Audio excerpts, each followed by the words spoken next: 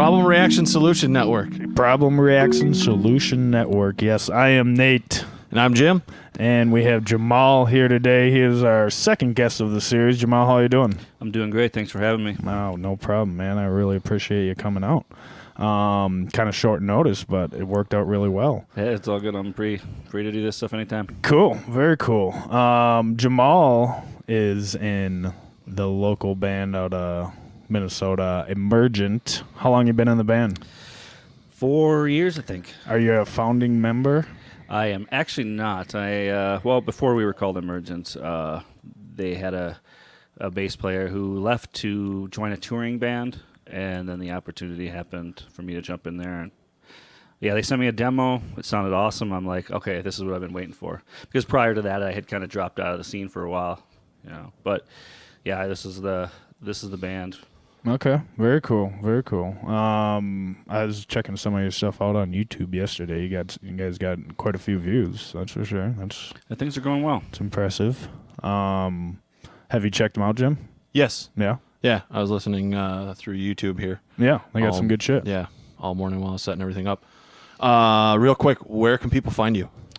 You can find us on Facebook. It's Facebook.com, and we, as far as downloading all of our content, you can get that from just basically any kind of online media player source, like Amazon, Google Play, Spotify, pretty much everywhere. Okay, very cool. Nice. Very cool. Well, this is the Problem Reaction Solution Network. We talk about current events and everything else. Everything else that goes along with government and freedom and the two politics, anti-politics. Anti-politics, exactly. That's government and politics coincide, and then anti-politics and freedom, they coincide. But Jim and I were in a band together for a while, a few years back, and we're all musicians here. And so far, we're keeping the tradition of the guests being musicians. Oh, nice. Last time we had Andy, he's That's a good theme. I like this. Right, Ashes from Stone, and my cousin Leif. He's not so much of a musician. He's a great singer. He plays a little bit of congas and harmonica, but he's gonna come up soon and on one of the next few episodes, hopefully. And anyway, it's cool though. I like having musicians, I find, and just from paying attention to the scene, whether it's the popular music scene or the underground music scene and stuff. Artists are not so much just one art. You're a painter or a musician or anything, any sort of artist.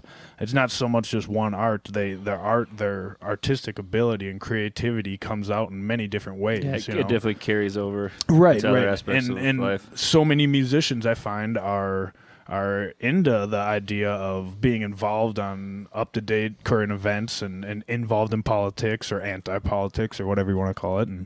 And I think it's just a really cool thing that a lot of artists, especially musicians, are into being involved with society and knowing what's going on. And that's how a lot of good music is written. They understand life a little bit. And I think it's a cool thing that we're sticking with, is getting these musicians on. And of course, we're not only going to have musicians on, but Jim and I were talking. Hopefully, we're going to try getting Stefan Molyneux, an interview with him. We'll see what happens. That would be awesome. All you got to do is email him and get on a waiting list, and he'll talk to you if he's interested. Anyway, so we'll get into it here. I guess. I was kind of thinking we can talk about a little bit of whatever today, but just to give the audience, for any new listeners that are out there, an idea of what we're about.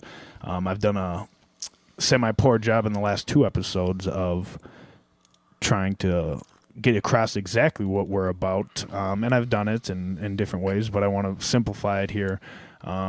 We're all freedom lovers, true freedom lovers, and we're about free markets. And with a real free market, you can't have a government that is involved in the free market.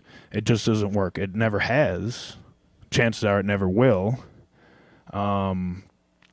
one thing that I want to quick mention that I thought of, Jim, you mentioned in the last episode with Andy that one thing that I thought was really interesting and I thought a lot about, you said, there's one thing I find similar between the idea of anarchy and liberals is they both have this idea of a utopia, right?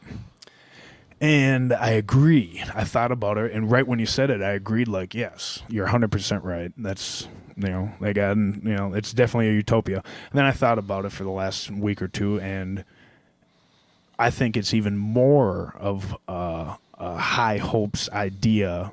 It's even more of a utopia to think that we could have a government that is actually going to, in the long run, respect our rights and protect our rights, And so you thinking it's more realistic to have no government I think it versus a government like that's so small that they have no choice to respect our rights. Right, exactly. And history shows, the reason what I'm going off of is history shows that people in government have always, in the long run, whether it's a short period or a long period, like ancient Rome, they're around for 1,000 years or something, 1,100 years or something. They always fall because they always collapse because governments will, in the long run, turn tyrannical and take over people's rights and disrespect their rights. And anyway, that's what we're about here, Problem Reaction Solution Network. We're all about trying to figure out these problems, think about it in a rational way, talk about it, and then come up with our own personal solutions, whether it's futuristic ideas or just using the non-aggression principle and starting to teach generations that are coming to use the golden rule, the non-aggression principle. Don't hit, don't steal, don't take someone else's property, don't hurt someone. And it's pretty simple. We all learn it at a very young age. And if we taught generations this and stopped the intergenerational child abuse, whether it's through the fraudulent money system and the debt-based system that every kid is born into nowadays with $60,000 some dollars to their name when they're born, or whether it's the intergenerational child abuse by teaching them spanking is right. We cannot teach them spanking is right. We have to teach them spanking is wrong. And it doesn't make any sense if you say don't hit, don't steal when they're in kindergarten. But yet, when they do something wrong, you go ahead and spank them because they, did something wrong. There's better solutions. It's the same idea. Who's going to pick the cotton if we don't have any slaves? Well, it doesn't matter. It doesn't make it any more right. It doesn't matter how else you discipline your child. It doesn't make it any more right that the only other option that you can think of as a stupid human being is to spank them, to use violence against a kid. If you're a smart individual and actually are rational and stay calm, you should be able to come up with a logical way of disciplining them still to get a point across and teach them a lesson without hurting them or using violence. And that's what we're about here. If we can teach generations to future generations to get that concept, and really we can change the world. We can change the world if we truly practice the principles of the non-aggression principle, no violence. And that's not a pacifist idea. I still believe in defense. You got to defend yourself.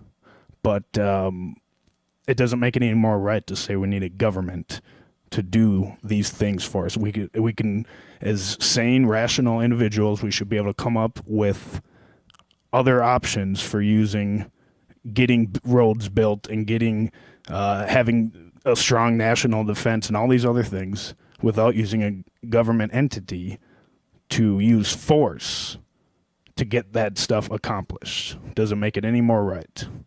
So, Jamal, I'm running out of breath here. You go ahead and tell me what you think. I would agree with that for sure. In the long run, obviously, everything that's been sold to us has been sold to us for, supposedly out of our own necessity to make a better world and better life for everyone.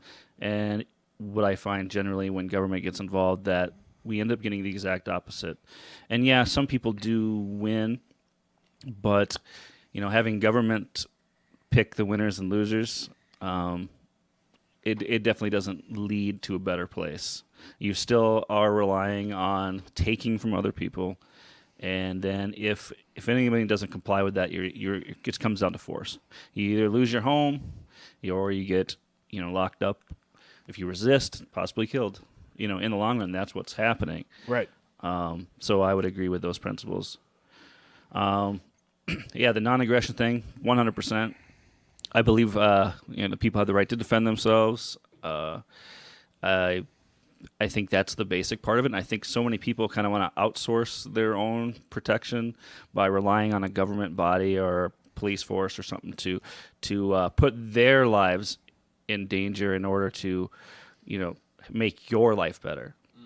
And when I look at that, I think, we all have a responsibility to protect our lives or protect our family, and to ask someone else to do that, at some point, it seems kind of like, I don't know, selfish in a way. Right. I don't know if that's the best word for it, because certainly I respect police officers, I respect the military, I respect anybody that's willing to put their life on the line to make things better or protect people. But in the end, I think if we totally remove ourselves from protecting ourselves and having that be our responsibility, that's exactly how we get into some of these situations where things get out of hand. As the farther we remove ourselves from actual ownership of our decisions, whether it's saving money ourselves or, the more we remove ourselves from personal responsibility, the more we're going to get stepped on by someone. Well, that's our podcast, guys. We don't disagree on anything, so we'll see you next time. Jim, go ahead. That sums it up pretty good. Yeah, it sums it up. Go ahead. No, I agree wholeheartedly, especially ownership of what you do. I mean, it's not only protection, but creating your own food, constructing things around your house, like fixing things yourself, that kind of thing. You're taking that away from people, and not that everybody needs to do these things on their own. But with police, you're forced to fund this organization that has a monopoly on protecting the city or the state or the country, whereas you could have a complete, either volunteer force or something that's contracted out that, you agree with. And then they might, do better. They might have a better than 6-minute response time. What if say a homeowner association, say if you moved into a neighborhood, the neighborhood said, yeah, well, we have our local security guards here, and there's 3 people on call at all times, and they have an average response time of 2 minutes, because these people, one of them lives 2 doors down from you, one lives a block away, and if somebody breaks into your house, they're there within a minute and a half, Right. instead of coming from, downtown, which is maybe 4 miles away or whatever. Right. And that's what I like doing here. I think is a great idea. One thing that we could do a lot with these episodes, this podcast, is just throw out a bunch of hypotheticals like that and say, hey, well, you got someone on that questions something. Next time I have Andy on, I want to say, all right, dude, let's think about this here. Put yourself in my shoes for a second. Think like an anarchist. Think like someone who doesn't want a ruler over themselves, but still wants rules, right? And tell me how you would, if you were the owner of a business in an anarchist society, how would you build this road if you lived in a community that hired your company to build a road? Tell me how you would do it and how the money you think would be, what do you think would be the most practical way of collecting money from the community without using force against them? Saying, and it doesn't, people need to understand, listeners need to understand, this isn't about just anti-government and anti-police or anything like that. Like Jamal said, I am a supporter of individuals that want to get into the military or the any sort of policing agency to do good and actually protect and serve. I'm supportive of that. I'm not supportive of the institutionalized violence that is behind those agencies that you either need to abide in every aspect, even if the law or rule is completely a joke. If it's something that no one would ever agree with, spitting on the sidewalk, you can get a ticket in certain cities or certain states in this country. I mean, you spit on a sidewalk, it's, if a cop really wants to choose to enforce that, but yet they'll choose to enforce wrestling some big guy down to the ground when he's selling individual cigarettes, and probably something about as asinine as spitting on a sidewalk, and yet the guy gets killed over it, for selling individual cigarettes out in New York. That's Michael Gardner. I think it was Eric Gardner. Anyway, stupid laws like this, why is it that we have to have this institutionalized violence behind it? It's because people accept it, and people accept the notion that they need to be protected.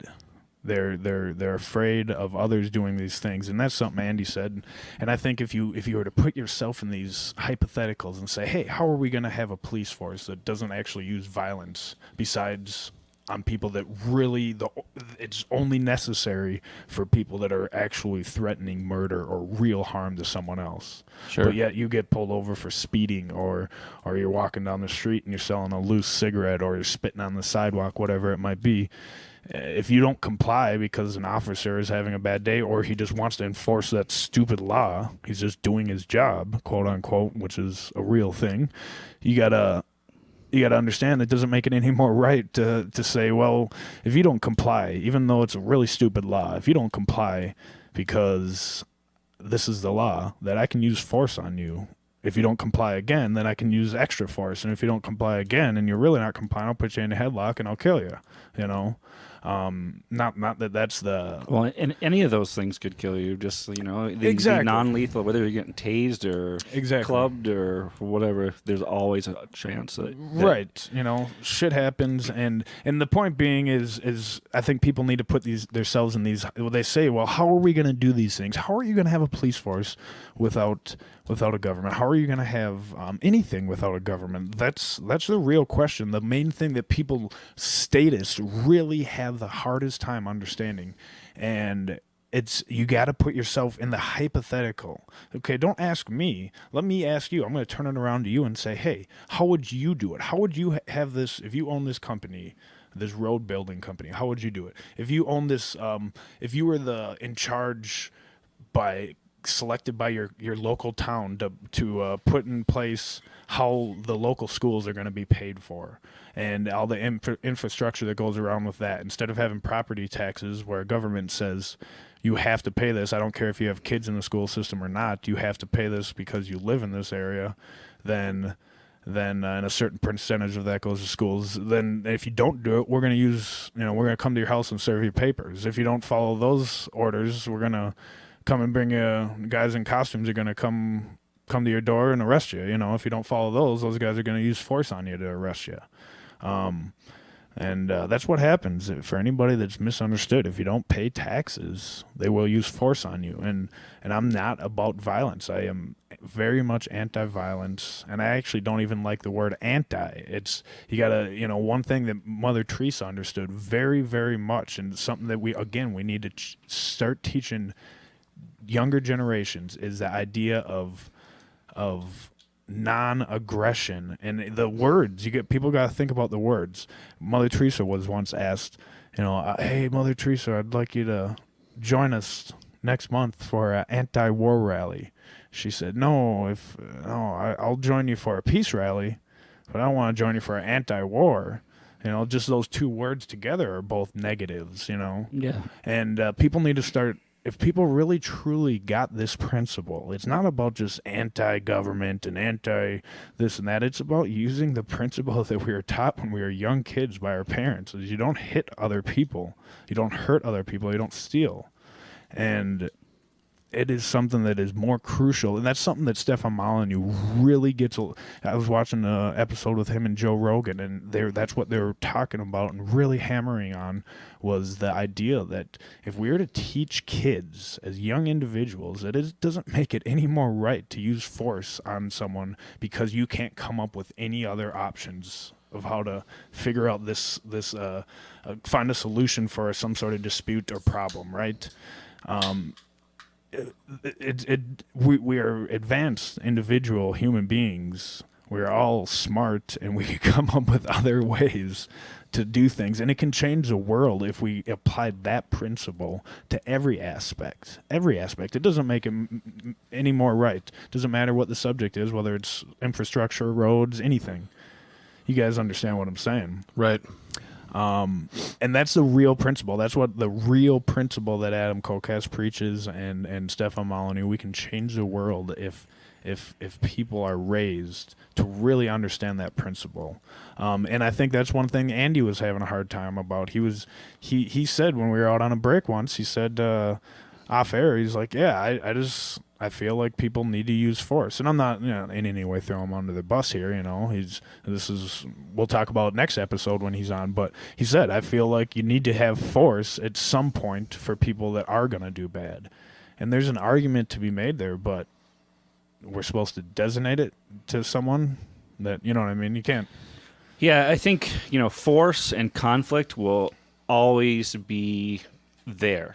It is. It's just a matter of who's responsible for that force. And, for instance, if you want to force your ideology on someone else, or even if it's to try to strive towards some utopia, you got to crush a lot of people along the way in order to get anybody that disagrees with you. Sure.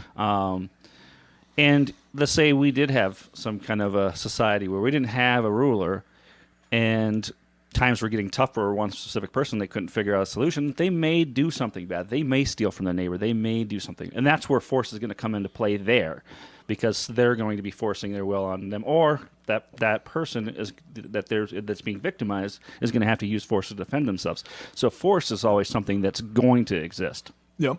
And that's one of the things we have to be realistic about. It's just about, but can we really get a full idea of force if we're never involved in it? Can we understand the ramifications or the results of force without being involved in it? Because it's really easy to not, like, for instance, war. It's really easy for us to ignore what's happening in other countries because we're not there. Sure. We don't see it. Yep. If we saw it every day, I guarantee that people would be less apt to vote for people who are going to advocate for it. Right. Mm-hmm. And so I think seeing it, being there, that's the only way we can make real change. And real change is going to affect us personally,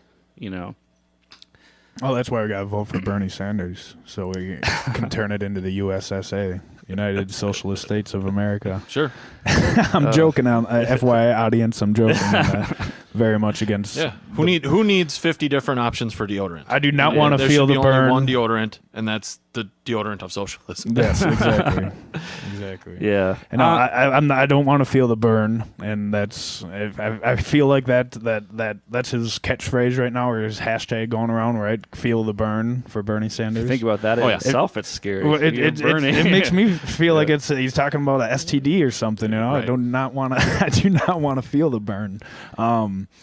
No, but you're 100% right. You're not going to get rid of all force and coercion, and you're always going to have people that want to do harm. And even if you had a society where it was a stateless society, you're always going to have people that want to try creating a state. But the idea is if you had free markets and the book I think everybody really should check out. There's a lot of good books out there on this idea, but the one that really opened up my mind after I listened to the audio version, I downloaded the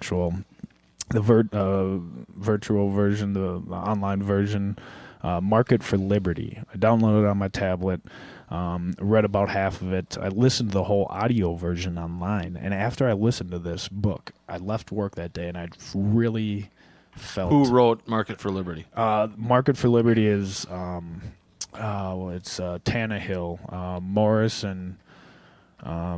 Tannehill, and I can't remember the lady's name. It was a couple there, a married couple that wrote it, and it was in the 70s. But this book changed my whole outlook on everything, and it talked about how you can. It addressed almost everything. It addressed roads. It addressed the judicial system. It addressed medical system. It addressed everything, and this was in the 70s. Mm-hmm. And they were talking at one point. They mentioned how the television is going to change the world because it opens up a new way for people to get news and get real information. And this was in the 70s, so the television had been around for a while, but they were predicting, oh, it's going to even get better yet with more channels coming out, and you'll get honest. But it was snowballing. More and more people had it in their living room, and then their bedroom, and then their basement living room. Right. They obviously didn't. They didn't understand. I remember hearing stories when there was only 3 or 4 channels. Right. We grew up, there was, on air there was probably 7 or 8 channels. Right, sure. And then some of us had cable, so that was probably 30 channels at that point. Now, if you go buy a cable package, you got like 120 channels. You have no idea what to watch because there's so much, information there. And so you understand why they back in the 70s, they didn't think that, they thought the TV would be the innovation of the future that is going to change the whole world. And it did. And it did, sure. But the internet is really what is the communicating factor that has changed the world. The probably because it's 2-way instead of just one way. Right, that's right. Well, and we have control over it. It's not a centralized, that's a great, like take Bitcoin. That's why people love Bitcoin, because it's decentralized, Sure. That's kind of what the internet is. It's decentralized. No one really quite owns it or runs it, But anyway, the Market for Liberty, the Tannehills, they are this book opened up my mind. I was driving home after I listened to this audiobook, and I really felt like I had an epiphany, or I don't know, it was something that just, I felt like a weight was lifted off my shoulders, like, okay, there is a way you can do things without being, using force and coercion, and you can get these things done using your brain versus using force, saying the only way we can get these roads built, people, are by saying, give me your money or else. I'm the government, give me your money or else. If you don't want to pay for these roads, then get the hell out of our town. We don't want you here. We don't, oh my God, that's actually anti-American. That's, Right. So let me stop you right there, because this ongoing theme with anarchy or libertarianism, or getting government out of the way, who will build the roads, or who will do this service, or who will do that service? Well, without government, who's going to make the bread? Now, that might sound ridiculous, but you can go buy bread anywhere, or potatoes or whatever. And, over history, there have been governments that have supplied the food. And how well did that work out for those governments or, those countries? They're no longer, living under socialism or communism. And so any of these services can be supplied by the free market. We don't have to have government to make the roads. In fact, government doesn't make the roads. Government pays a private company to make the roads, Yep. And that can be applied anywhere, protection, roads, water. I mean, look at Flint right now. It'd be so much better if a private company was making. Then you could hold the private company responsible. What are you going to do with the local government? Nothing. Nothing's going to happen to these people. They're going to go and vote and vote in the same people. Right now, there's tens of thousands of citizens that are being poisoned, and they can't sell their houses. They can't go anywhere because they're, everybody knows that those houses are, And the crazy thing is, these people thought they were protected. Right. Obviously they weren't. Right. I think as long as we live in this delusion that we are protected, I think the ramifications can end up being much, much, much more worse in the end. When your water is poisoned, your property values drop. You can't pick up and just move now. It's illegal to sell the house now. Yeah, it's all because people trusted somebody to take care of them, oversee their needs and their interests, and it didn't happen. Now, sometimes it may happen, but I would say in the long run, it can't happen consistently.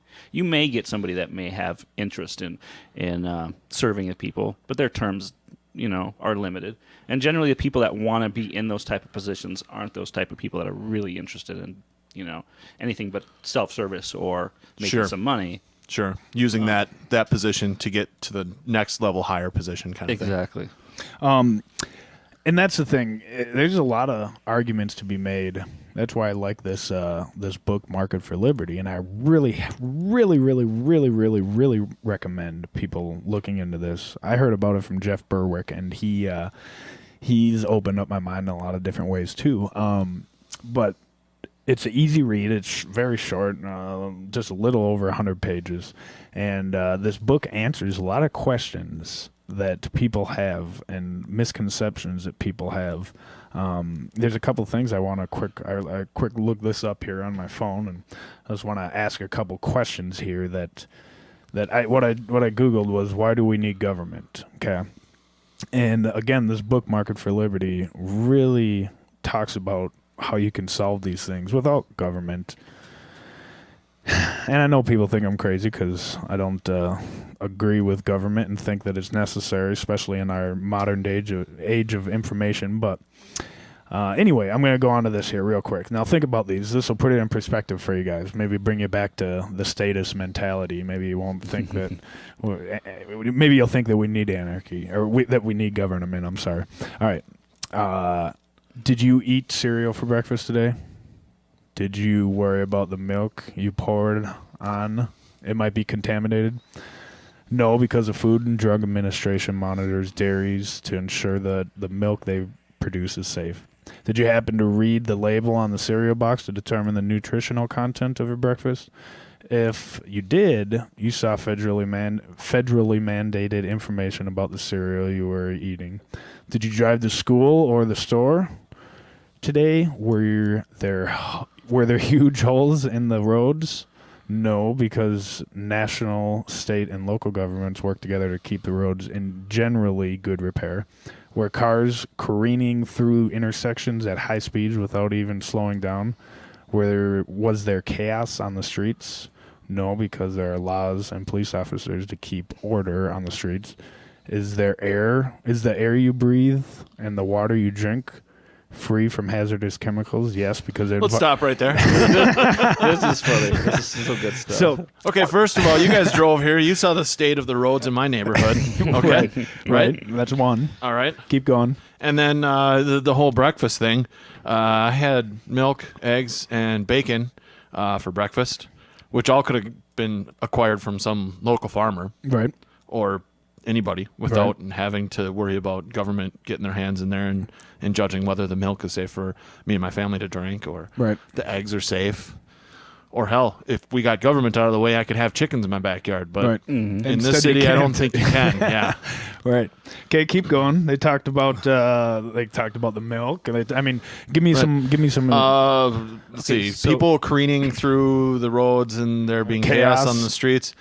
I don't see that being a problem because, Because we live in 2016 and people are actually a little bit more people mature are than slightly civil, 500 and years then ago. they have things to do, and I think it's all in our best interest to get from point A to point B safely, so we Right. can go about our day, whether it be work or entertain ourselves on the weekend. Or Right. It's in your best interest. So why that's the thing people fail to understand nowadays is it's in people's best interest to cooperate and get along. I'm just imagining like the scene where like there's all these like cars just like smashed into light poles as I drive through Lakeville, and people running around with like torches or something, and it's just not. Oh. It would never be the case. I think, talk about government and making driving safe and things like that. Now, people could say, yes, there's been less deaths because of seatbelt laws and things like that.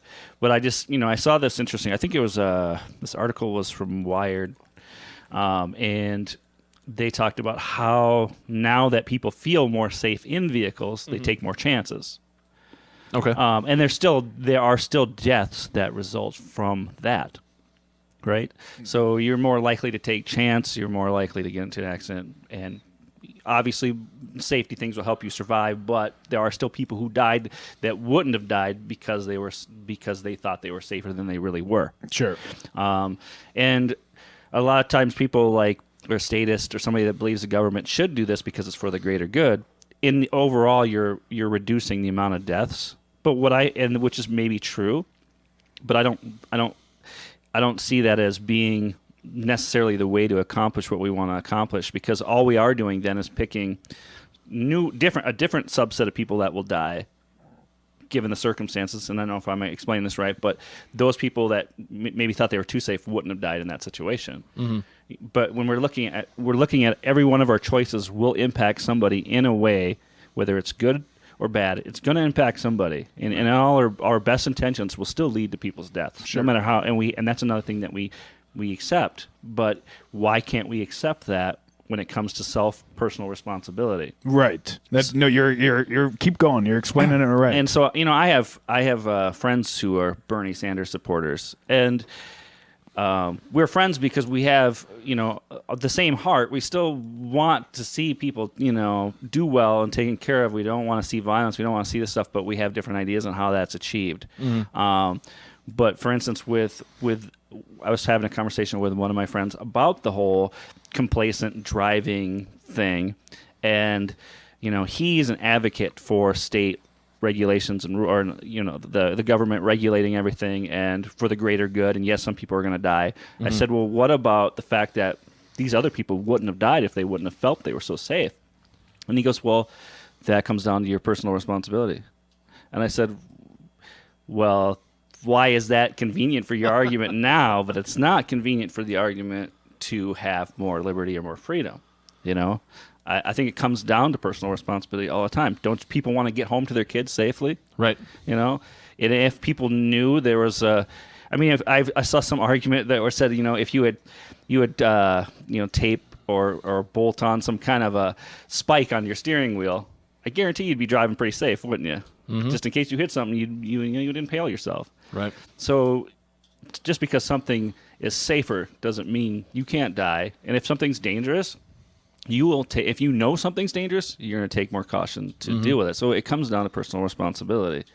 And I'm not really into picking who dies, who lives, and who dies. I don't think government should have that role either. Sure.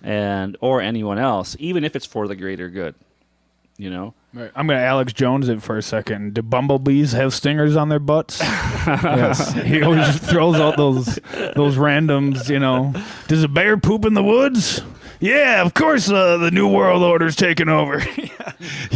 No, the reason why I said it is because it's true. I mean, Bumblebee wants to go ahead and sting something. His butt's going to fall apart and a bunch of stuff's going to fall out, and he's going to lose a stinger, and some of them die from it.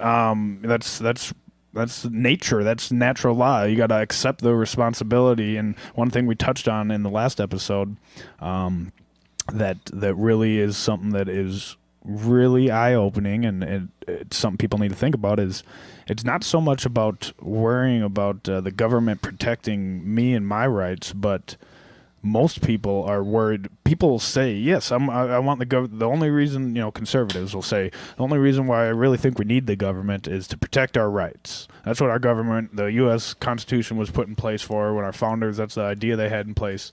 Well, sure, but I think what people are really afraid of is not so much their rights being violated, but they're worried about other people being free to violate their rights and being free. And they're worried about other corporations, big businesses being free to take advantage of people and all this stuff. Well, the free market will take care of it. The free market is there's a built-in mechanism that will fix these things. And if people accept the personal responsibility of real freedom, which is what that is, a personal responsibility to the fullest, then you will accept the idea that the built-in mechanism in the free market, which is a natural process, there's a natural law that's built into the free market itself.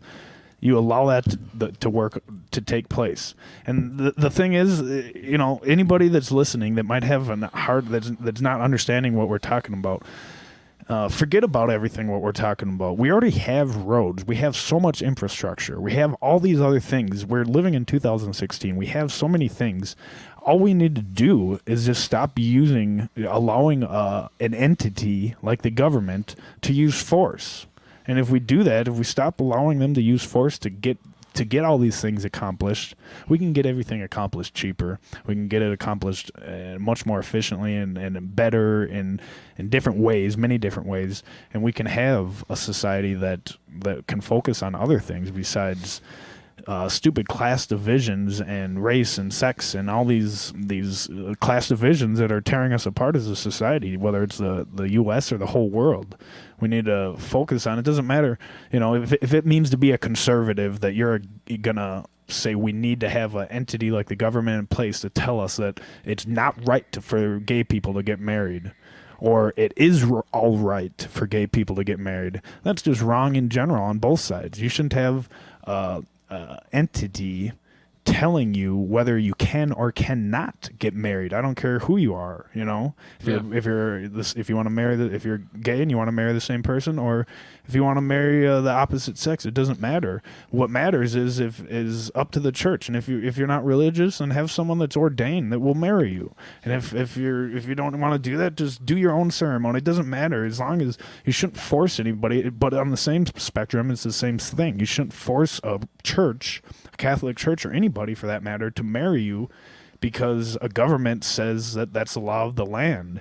You know, you shouldn't force anybody to do anything. If you are a gay couple living in a stateless society and you want to get married, it shouldn't have anything to do with any sort of local organizations or governments or whatever you want to call anything, whether it's stateless society or a society like we have today, a state society. You know what I mean? It doesn't make it any more right. And that's the thing, is it's what it really comes down to is what you were talking about, and you hit it on the head. It doesn't make it any more right to say we need all these different things what we need to do is accept that personal responsibility and understand that everything comes with personal responsibility, defending yourself and your family, and even the personal responsibility of being aware and involved and active in a society where you can have strong national defense, strong borders, without having an entity that is coercive and saying you have to pay for this even if you disagree with it. Otherwise, get out of our country, or either otherwise go to jail. You know, we can come up with these things. That's personal responsibility to the fullest, is being involved with a community that says, yes, we're going to have strong borders because it's all in all of our best interest, you know? I just think that it's something that people really need to question for their own lives. With my son, that's how I plan to raise him, is by the non-aggression principle and understanding that you can get things accomplished in life without needing to hurt others and use force. Use your brain, and you can accomplish anything. You know, it's a dangerous world we live in. I'm nervous about raising a child in this world, but I'm super excited for the future as well. If people can start to truly understand this principle. One of the things, I guess I'm going to keep going on for a second. One of the things that really got me into this is, and a lot of people call it the conspiracy shit, and you know, the documentaries on YouTube and Netflix and all this stuff, and the zeitgeist movement and all this. You know, I look into a lot of different things. Number one, to say that everything's a conspiracy is just stupid. To say that nothing is a conspiracy out there is just stupid. There's certain things out there that have been, we have too much proof throughout history now that certain things have been created to enslave humanity and put us in a society that is based on debt. And that's what we have in the U.S. and pretty much anywhere around the world now, is a society that's based on debt. And I after watching, I listened to Adam Kokesh or Stefan Molyneux and different guys that really have opened up my eyes to some different ideas. But what really changed me into being against government as a whole is understanding history and learning the history behind what governments have done throughout their existence. And of course, humans have been around long before we had governments. It was hunter-gatherers, and you know, you had different societies that had different things in place for social experiments. But once governments came around is when people really started to change their idea of the way humans should live, because they were relying on basically a protection racket. It's like the mafia, you know. Hey man, you're the Giuseppe's or the something on the corner here, the nice Italian restaurant on the corner here. We're gonna stop by every Tuesday, and we expect a couple envelopes filled with some money. You got a good thing going. Yeah, you for anything to happen to that. Yeah, right. We're gonna keep you safe here as long as you just. Basically, what you're doing is paying to keep yourself safe from them. Is what it ends up being, which is the problem, right? You know, the person offering you safety is the problem. It's a protection racket. Yeah. And so I've looked at these quote unquote conspiracy documentaries. There's so much stuff on YouTube.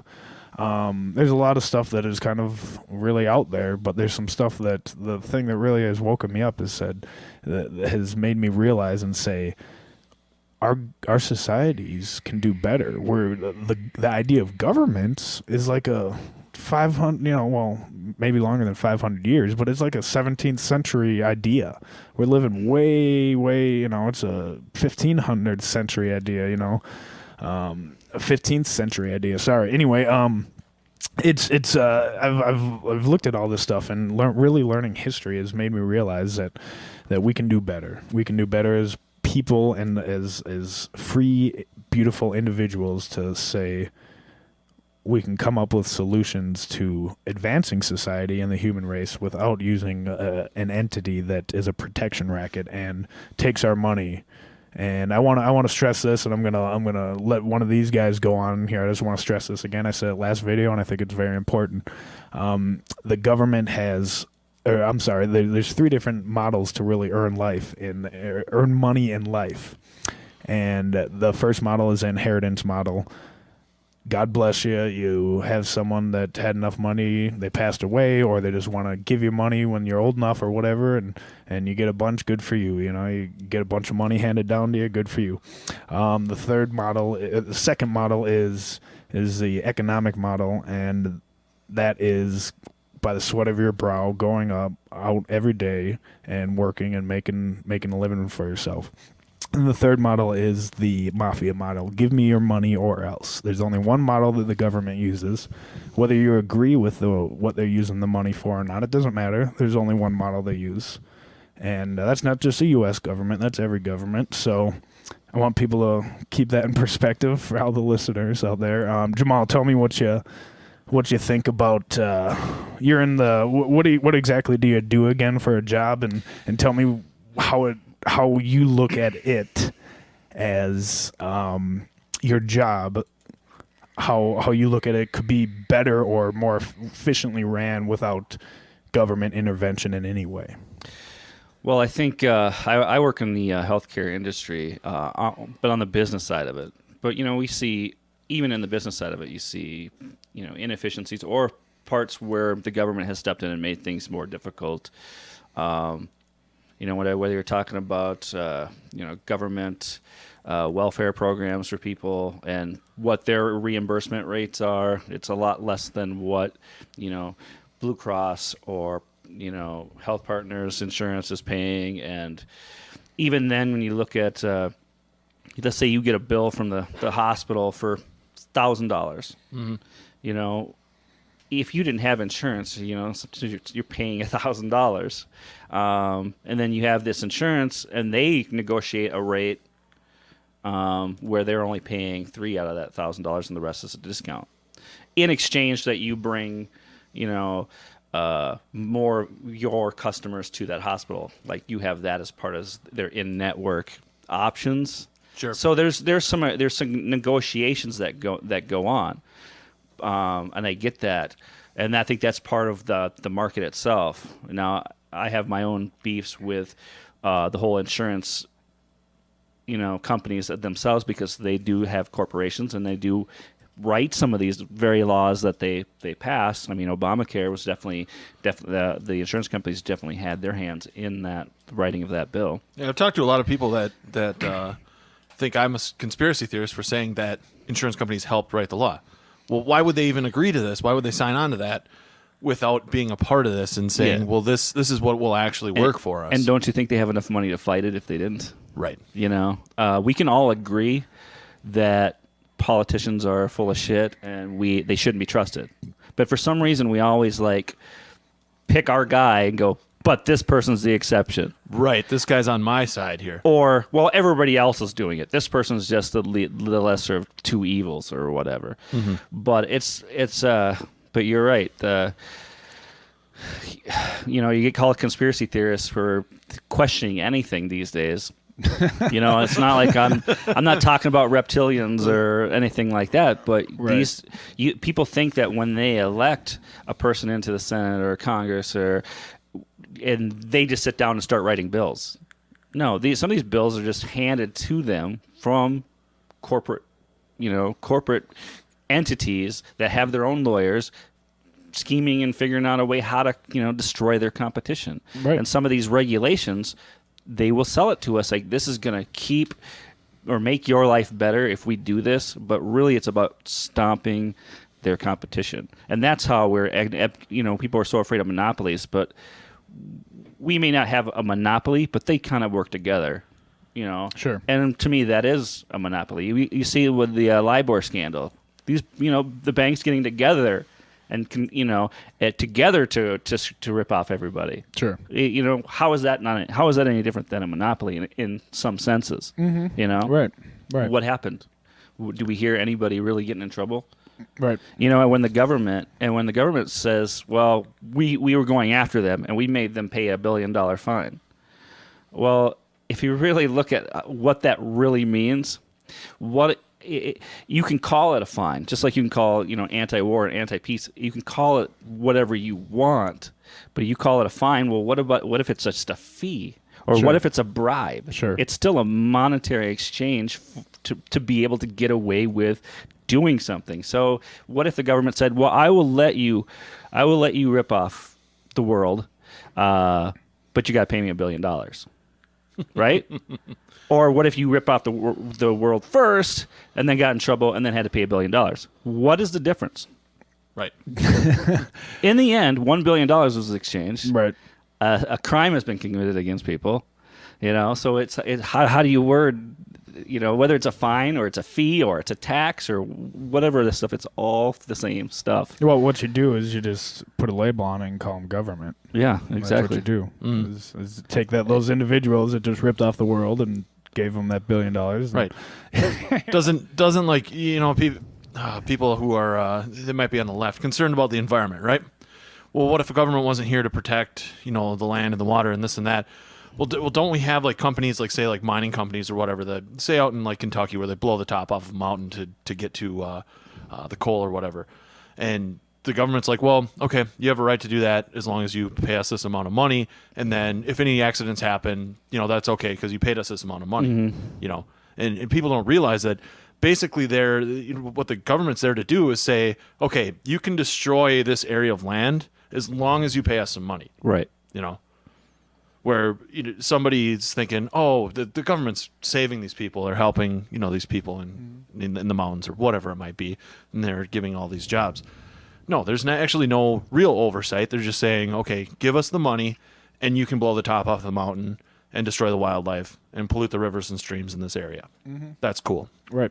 And that's the thing. You could take any situation, any example, and it has always been proven that left to the people in the community on a local level and in the hands of the community, they can come up with much better, more efficient solutions to handle a lot of these issues than the government does. And even a lot of times big business that's puts millions into it, coming up with solutions. They say that, invention is, or necessity is the mother of invention. Mm-hmm. That's the thing is more people faced with necessity, you're going to see a lot of great ideas come out. I mean, and I think that government will only restrict those situations. That's a free market, That's Austrian economics. That's everything. You can really apply everything, all the solutions that you might have for all these situations, with economics and applying Austrian economics in the free market, a real free market. Last episode, something I said that I didn't clarify on, and I wanted to really kind of quick touch on it was. At one point when Andy and I were going back and forth, I said, we haven't ever had capitalism in this country, right? Well, a lot of people are going to say, yeah, we've had capitalism. Certain points it's been better than others. Certain points there's been no government intrusion. Certain points, like nowadays, nothing but government intrusion, and it's crony capitalism. It isn't capitalism. The reason why I said we've never had capitalism is because you got to think about what it actually means. Capitalism, if I have the money that I make on a daily basis, the product of my labor, right? The fruits of my labor. if a certain percent, even if it's 1.10000% or 0.0001%, doesn't matter. I'm not building. Sure, people can build capital, but I'm not keeping all of my capital, right, that I'm making. So therefore, in my eyes, I don't see that as capitalism. You got to be able to keep all of your capital and then choose how you use that capital in your community voluntarily in the best interest of yourself and your family and your community, your neighbors. We're all going to band together and we're going to pay for this road because it's in the best interest of our vehicles. So let's keep this road going up to our house in this cul-de-sac here really nice. And then there's a road in Canada that I don't know when it opened up. I can't say when it opened up, but a road in Canada that now it wasn't built by the government. It was built by the community, I believe, or a private organization. And the way it is being paid for is by when people drive on it, there's a little camera that takes a picture of your license plate and you get sent a small bill, so you get sent a small bill if you travel on the road, and that's how technology can fix things nowadays. We can have solutions to things and pay for infrastructure and everything else if we apply the technology that we have in this modern age. We can solve a lot of issues, and the technology is already solving issues as far as violence and getting things done without a judicial system. eBay and PayPal have all these dispute centers that they'll get the customers, make the customers happy because they have something that is simple and most people will agree on it. And if the company has someone that is just a bad person and totally rips the company and the buyer off, then the company will do the right thing and pay for the bad person's mistake and the ripoff. Anyways, my brain's getting jumbled here. I'm just thinking about so many other things. And that's just the thing. We gotta take into consideration all those ideas. That there's a lot of better solutions to things, disputes and disputes in society and all these different things than using violence and a system that is based off of violence. The government, any sort of government system is based off of violence if you do not comply.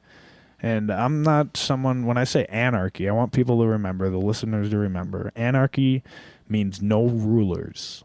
It does not mean no rules. I do not I do not condone violence. I hate violence. I am not for using violence in any way, and I have no interest in chaos. Anarchy means, it's a Greek Latin. It means an, which is no or without, and then archy is ruler.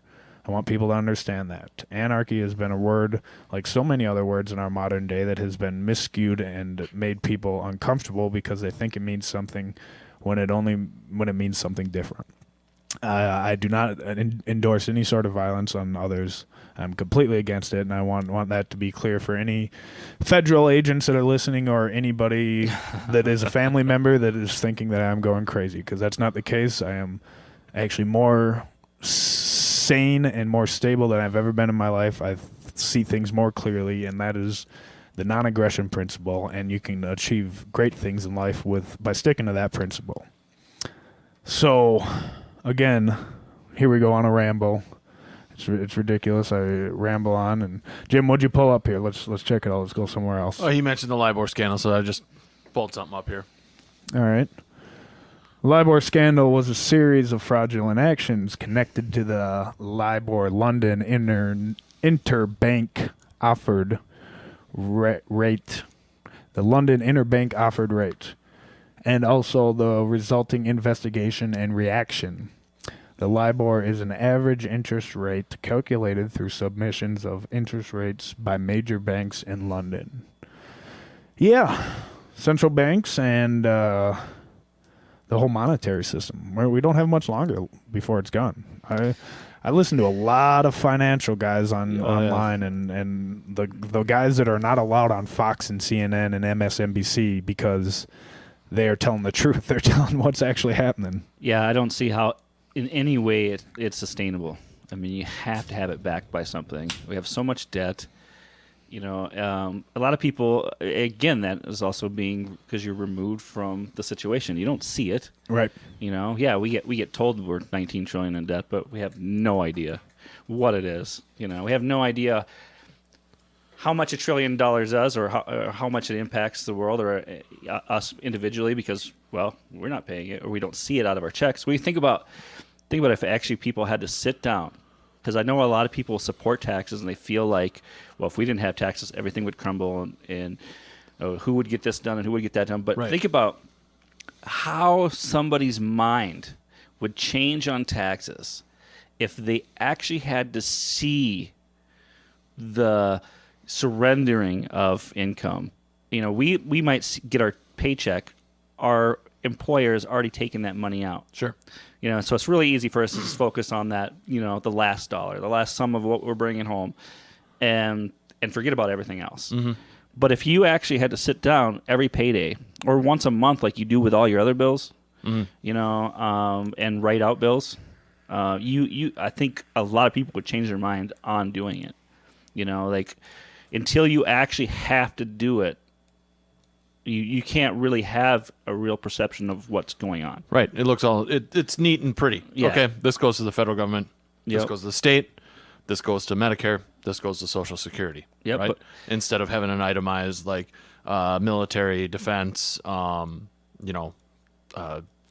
stamps, government programs, salaries for government workers. Having everything itemized, and you might rethink things.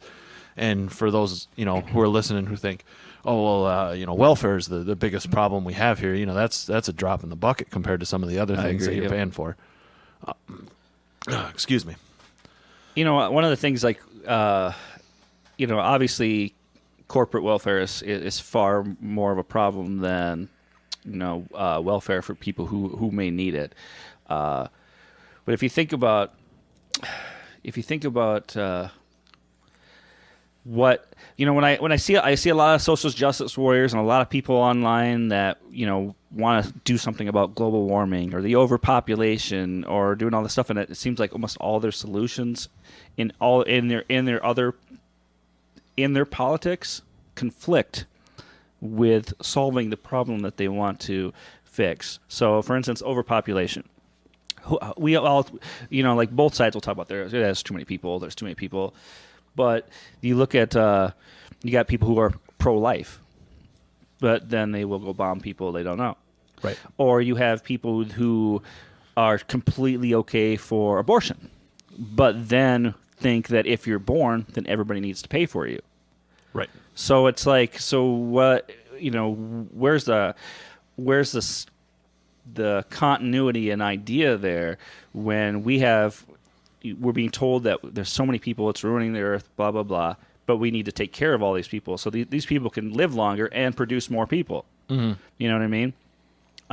It just seems like even if it's well-intended, and I think a lot of politics or people with political views, they all believe their intentions are well and good. I don't think anybody just wants to vote for a guy because he's going to do bad things. Yep. So they all think they're being helpful, but is it really being helpful if we are creating the very problem that's destroying the earth? Sure. Does that make sense? Like, What's the saying? The road to hell is paved with good intentions. And I say that all the time Yeah. because that's true. You can mean complete well, but are you creating a problem at the end of that road? Mm-hmm. And I think that we are. I think that if you think about even like when we aid other countries, it sounds like a really good idea to drop a whole bunch of food in their country and be like, oh, here you go. But now, how does that affect their economy there? Because now you have local markets and fish, guys that catch fish and sell them and whatever. Now, what happens when you don't need them anymore? Right. Then those people don't have anything, and now Right. they're dependent on those food drops from other countries. Right. So the fishermen were probably just scraping by, and then all of a sudden you did a food drop. Well, why would I go pay the fisherman $2 or $3 for fish when Exactly. we just got grains and whatever else from? There are consequences to all good deeds in that regard. I mean, people have asked, like Bill Gates, how come you just don't, pay off these countries' debt? How come you just don't do this? Or how come and he knows that if he does something like that, it's going to have a worse impact on that country. you can certainly help build a country up. You can certainly do things that'll help, but there's going to be consequences to that too. Yep. Yeah. Yeah. That's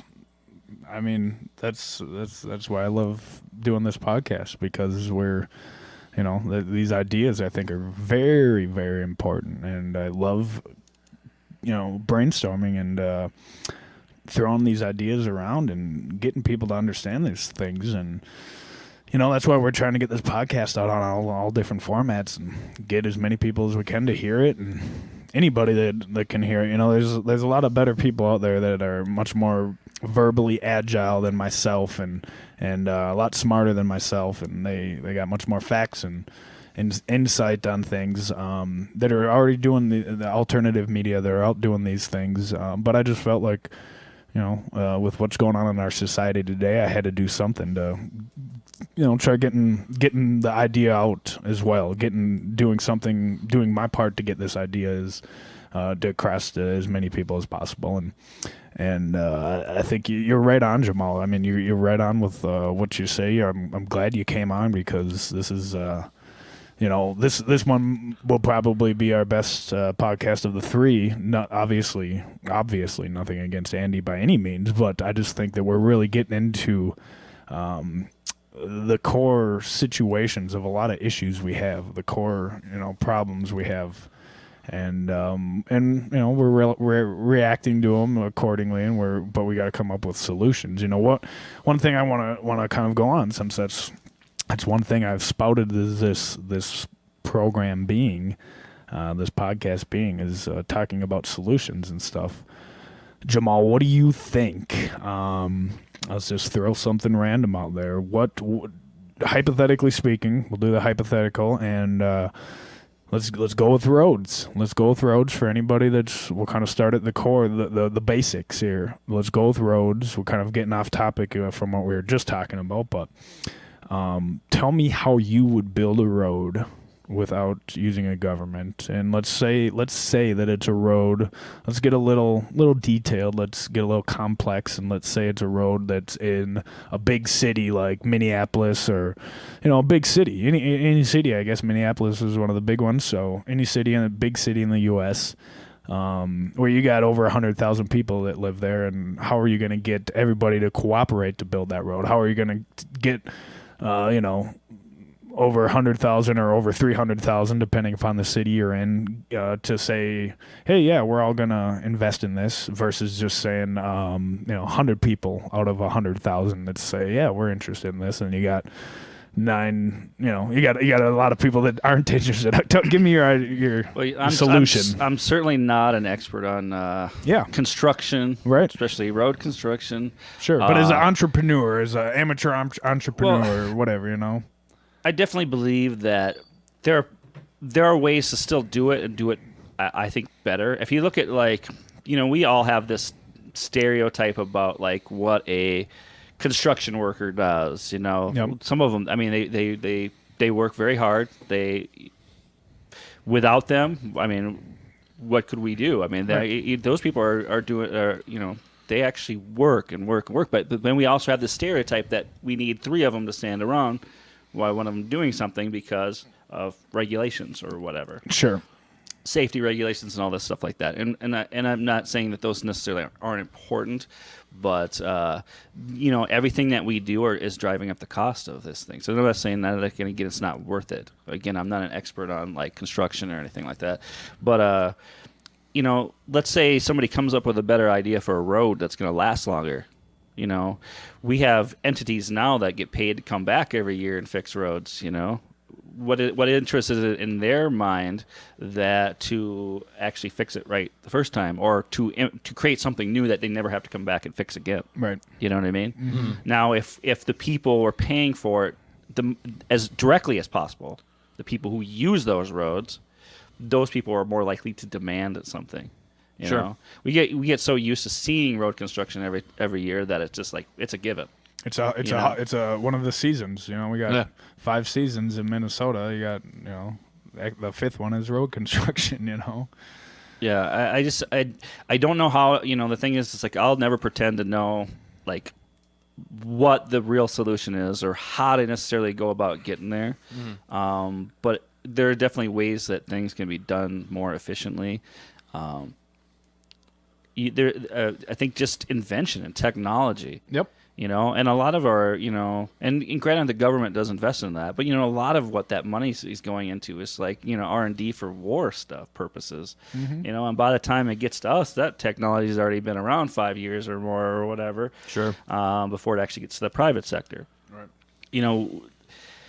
Why can't we, why can't somebody come to someone with a good idea and just be able to run with it? Sell it to us, run with it, not have to go through all these other channels and, bureaucracy. Yeah, and then you got people that are like, no, that's going to put me out of business if you do that. Well, that is the consequence of life. I mean, when people got away from horses, the horse and buggy versus a car, I mean, that is always going to happen. Right. The buggy salesman either, starved or had to adapt. Right. Right. That's right. Yeah, it's an exciting time because that's what we have at hand is to be with all these things that government has done in the past that people have grown up their whole lives. And this isn't just my lifetime, in 30 years. This isn't just my parents' lifetime in 60 years. This isn't our grandparents' lifetime. This has been going on for quite some time. People growing up believing that they need a government or some sort of entity like that to have a peaceful society and advanced society, and we don't need that stuff if we have these voluntarily organized communities of people understanding these things. I mean, this maybe sound weird, but the fact is we were born into this thing, so it seems natural. Like a lot of people that just made up some question things, it seems natural. If you were raised by wolves, you'd think that was natural too. Unless you see something different or exposed to something different, that's going to be natural, and you're going to question. How can somebody not be raised by wolves? You know what I mean? Like you have to see it, you have to do it, you have to understand and think about things, to discuss things, share ideas. I mean, that's why these kind of podcasts are good, even if it's just a couple guys just BSing. It's these things are good. We're putting that information out there, and that's out there forever. Yep, I think you're 100% right. It's very important for people to hear it, even if it's only a few people. It doesn't matter the size of the audience. The message is what matters, What do you think about, like, I'm going to ask you guys some questions. Like, what do you think about, like, I see some people that will say, oh, why do people argue on Facebook? Why do this? It doesn't accomplish anything. It doesn't do anything. Like, a lot of people are like, I'm not going to do this. I'm not going to vote. I'm not going to do anything because it doesn't accomplish anything. I think it's fun. I'm actually entertained watching people on Facebook, and sometimes I'm entertained by arguing with people on Facebook about certain issues. So I think that's why fun, basically. I don't know if it's going to really solve anything. If I were to argue with, say, a Bernie Sanders supporter about how, we should, they might think we should have this cradle to grave, government helping us along at every step of the way throughout our lives. And I'm thinking, no, absolutely not. Just take care of yourself. It's pretty simple. Anyway, yeah, I just sometimes I think it's fun.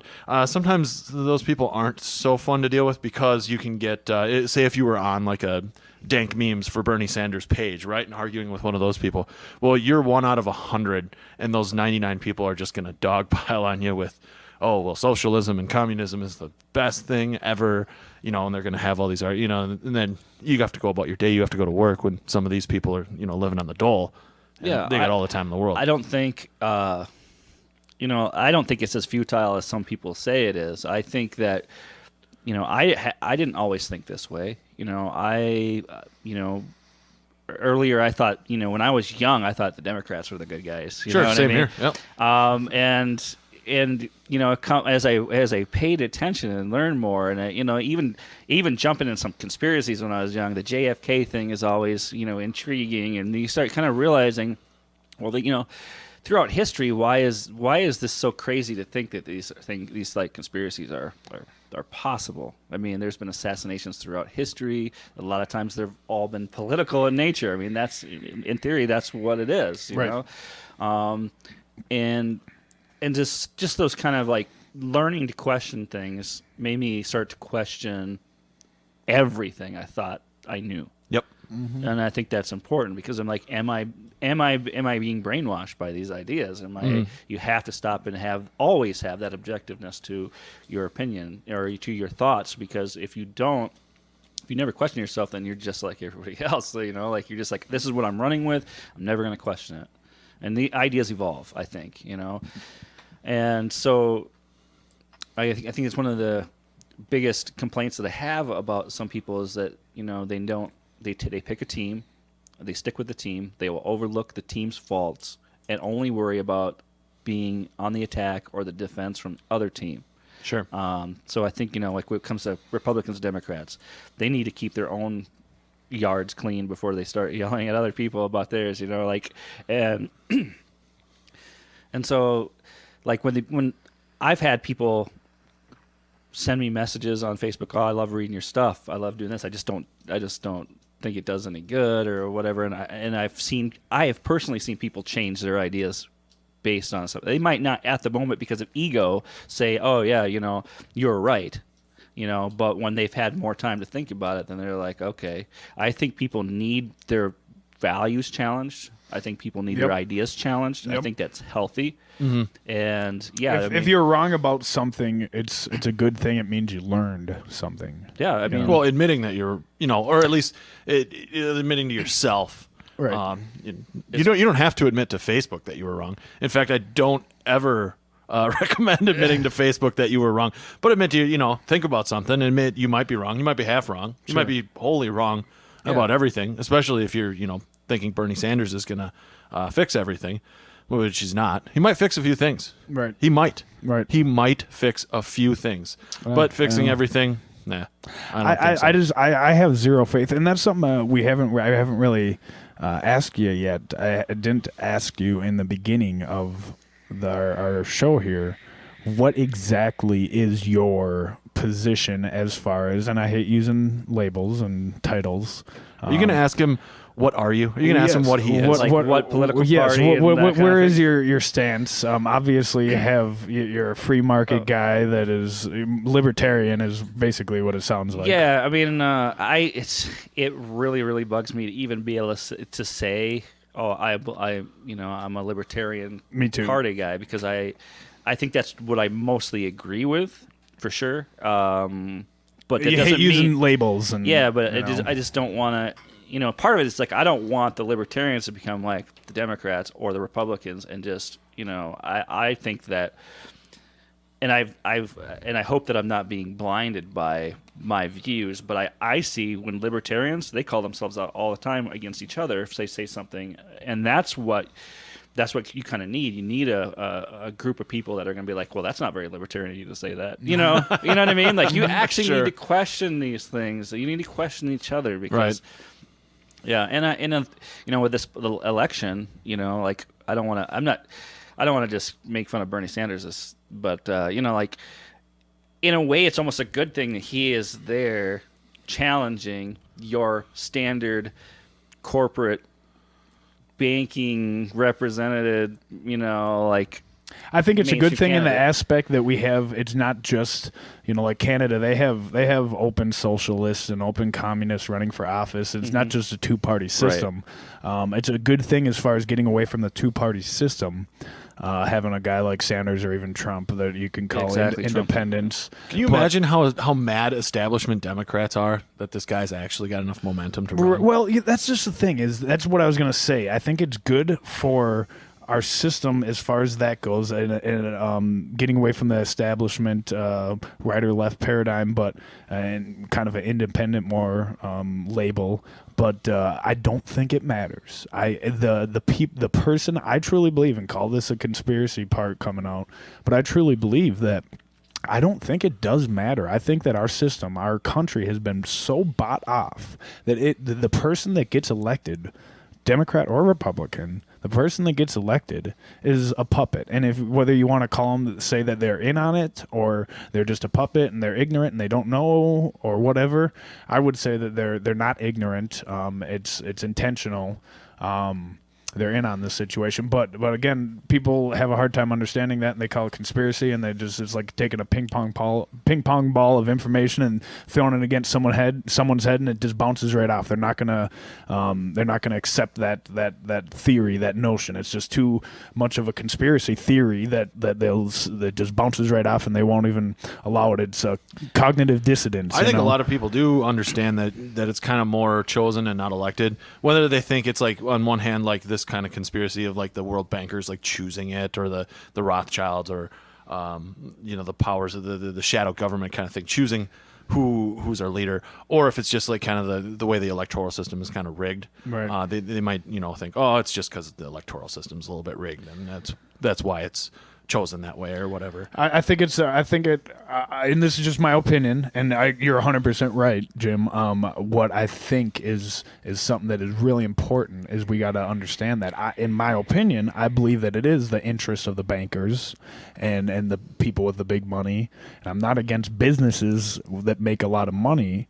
I'm against individuals that buy off governments and corporations that buy off governments to reallocate the wealth, to distribute the wealth they see fit. Right now, with what's going on in our monetary system, the thing people need to really understand is that it's not so much about a financial calamity. What it really is, it's a resource calamity, and the planned outcome, the narrative has been for a long time to redistribute the wealth.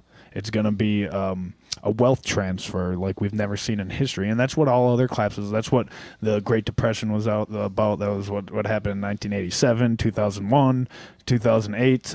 Every economic collapse is a wealth transfer, and usually it ends up in the people that are the central bankers, or the people that are behind the scenes, who I believe, in my opinion, are the ones that are buying off the governments all around the world. And that's why you always say, every war is a rich man's trick. It's so true. Every war since Napoleon, the bankers in all countries have been funding both sides of all wars. Mm-hmm. And this is something that is historically factual. It's not some conspiracy tinfoil hat thing. It's true.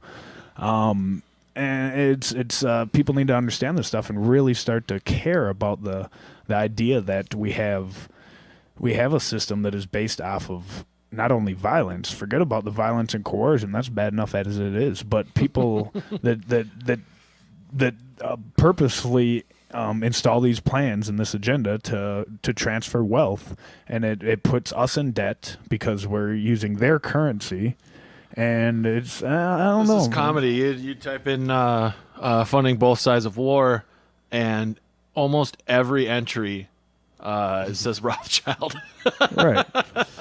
Well, right now, what we have going on in the Middle East and all across the world, and with what it intertwines with our financial calamity that we're in, and the World War III, if you want to call it, that's about to break out, is like you read last episode, there's only 3 countries left that don't have a central bank. Sure. And the thing that's important to remember is those central banks are Rothschild-backed central banks. Oh, yeah.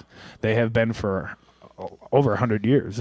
All these banks, the Rothschild family sent out their banking the sons and different people in the family to run certain parts of the world, and this stuff is not a conspiracy. It sounds pretty out there, but it's a truth. You look up any sort of central bank in the world, and it's pretty much a Rothschild-backed central bank. I don't know about Russia and China, because those guys are kind of their own world power, but trying to get away from the U.S. special dollar. Sure, but they still have a central bank that is essentially doing the same thing. The society, the country is borrowing money from them with interest, and it's putting the end result is putting them in debt. It's a society based off of debt, and that's what central banks do. And we're in really horrible shape right now with our financial situation. And I truly believe by 2020 we will have a different monetary system. I truly believe it. We will not be using the dollar. You think in 4 years we won't be using the dollar? No, yes, yep. That's a very short time. That's my prediction. Some guys are saying that it's going to be this year. Look up.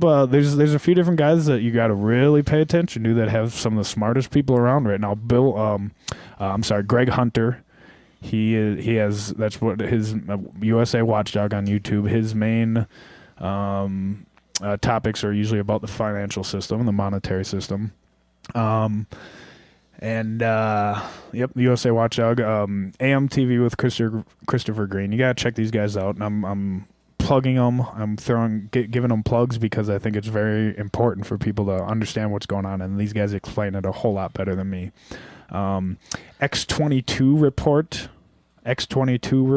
on YouTube, and then X22 report Spotlight. That one's a good one too. He talks about the economic collapses. And have you ever checked these guys out at all, Christopher Green or Greg Hunter? Some people get lost because it's only about finances and the stock markets and all this stuff. But I may have come across it, but I've not followed it completely. Peter Schiff, guys like that. He's on Alex Jones a lot. Jared Salente, Gerald Salente. I mean, Gregory Manarino. All of these guys, Peter Schiff, Gregory Manarino, Jared Salente, they're on Alex Jones, but they also have their own YouTube channels where they talk about this stuff. That's the only thing they talk about is the markets and what kind of shape we're in. And they're not allowed on CNBC and all this other stuff because they're these business. I've seen Gerald Salente on RT, which is the closest that you can get. I just saw an interview with Peter Schiff recently on one, but they rarely ask him on. He's the guy where his dad went to jail. His dad was a political Irwin Schiff. Yep. And if you check out some of Irwin Schiff's videos on YouTube, that guy knew his stuff. He was extremely smart, and he explained to you why our system is a fraud, and it's meant to enslave us with debt. But you check out some of these guys, and these guys got some of the best information out there right now. We Are Change. He's more of a current events guy. That's Luke Kradowski, I believe. Yep. He's really good. Yeah, there's so much stuff out there, but the main thing that I think is super important, Stefan Molyneux just had Peter Schiff on recently, and so he totally knows his stuff as well as far as the monetary system and the calamity, again, that I keep saying that we're in. These people are extremely important for anybody that is avid Fox watcher or avid CNN listener or CNBC listener, because those guys are not telling you the truth. They're telling you that everything's all good. These guys, the alternative media, X22 Report, Stefan Molyneux, Peter Schiff, Bill Holter, all these different guys, AMTV, Christopher Green, all these different guys are really, really, really, truly know their shit. And they'll tell you I don't think it's fear-mongering. What they're saying is that we're in bad shape, and I don't look at it as fear-mongering. I look at it as true reporting. Yeah, if a weather's coming, is that like a big storm coming? Is that fear-mongering? Right. I think the collapse definitely is something that will happen, and to me, like on the conspiracy side of this, you wonder why everything right now is so divisive. Like everything. I mean, it's always been Republican versus Democrat or whatever, but now you have like extreme feminist movement, so it's male versus female, gay versus straight, black versus white, immigrant versus non-immigrant, Christian versus Muslim. Everything on the news is that now. Right. Everything on social media is that now. That's a divisiveness that is makes, meant to be. To me, I think that's a warning sign of, I think that's specifically engineered. I think a lot of people run with it and parrot it, but from the top, I think it's definitely something that's engineered to keep us from actually uniting and divide and conquer. It's an old strategy that's been used for years. Yeah. It's nothing new. No, not at all, And that's what this problem reaction solution theory is. It's something that was kind of termed by David Icke. I don't know if you guys know who David Icke is. He's a pretty big conspiracy. Are we going back to lizard people again? No, right. Well, that's why he loves talking about lizard people. And at one point, I think he claimed himself to be the new Messiah or something. Yeah. So you can't hold faith in everything he says. But again, I'm not going back to the old problem reaction solution theory that is that is what the governments do. That's where it comes from. Is the governments create a problem, they create the reaction in society, and then they come up with a solution that is a secret agenda behind it that says, and I'm not going to use the word secret because a lot of people are going to dismiss what I'm saying right away, but an agenda that's behind the solution to not to go and find weapons of mass destruction, but it's really to enact a Patriot Act or something like this. It's going to take away a lot more freedoms. And people got to understand these things actually matter. Freedoms actually matter. Our lives actually matter. Something in Adam Kokesh's book that really stuck with me, and if you do not take anything else away from what I say today, take this, and that is, and I gotta remember it. I'm sorry, brain fart. Your life matters. Your life matters, and if your life is extremely valuable. Each individual's life is extremely valuable.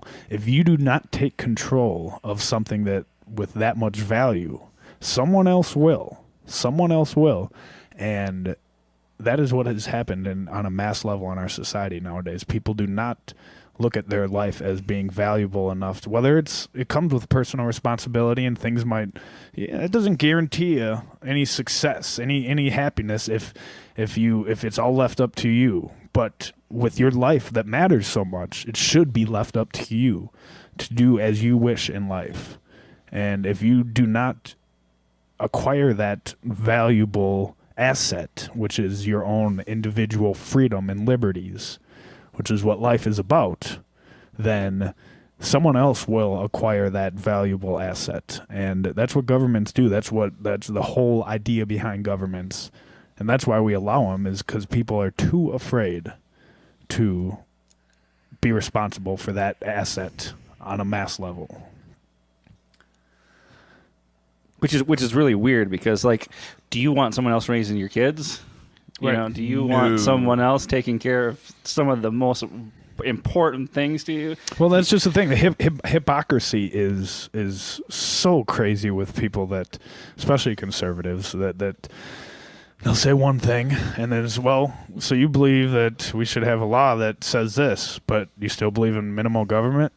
Oh, it's kind of either one-sided. It's either one, you get one or you don't. If you believe in minimal government, which I don't believe in any government, but if you believe in minimal government, I can see the arguments for it. But you can't really argue anything else. If you believe that you should legislate, make a law to say that anything, I can't even think of anything. There's so many laws out there. If you say there's a law that should legislate something, then cool. saying that you're for minimal government it's just, the hypocrisy is just so blatant, and I can't stand it. That's what got me away from conservatism, is questioning it. Like you were saying earlier, questioning the you got to have people questioning your values and what you've believed your whole life. And after I started doing that with conservatism, I just realized, there's too much hypocrisy that's in it, to say that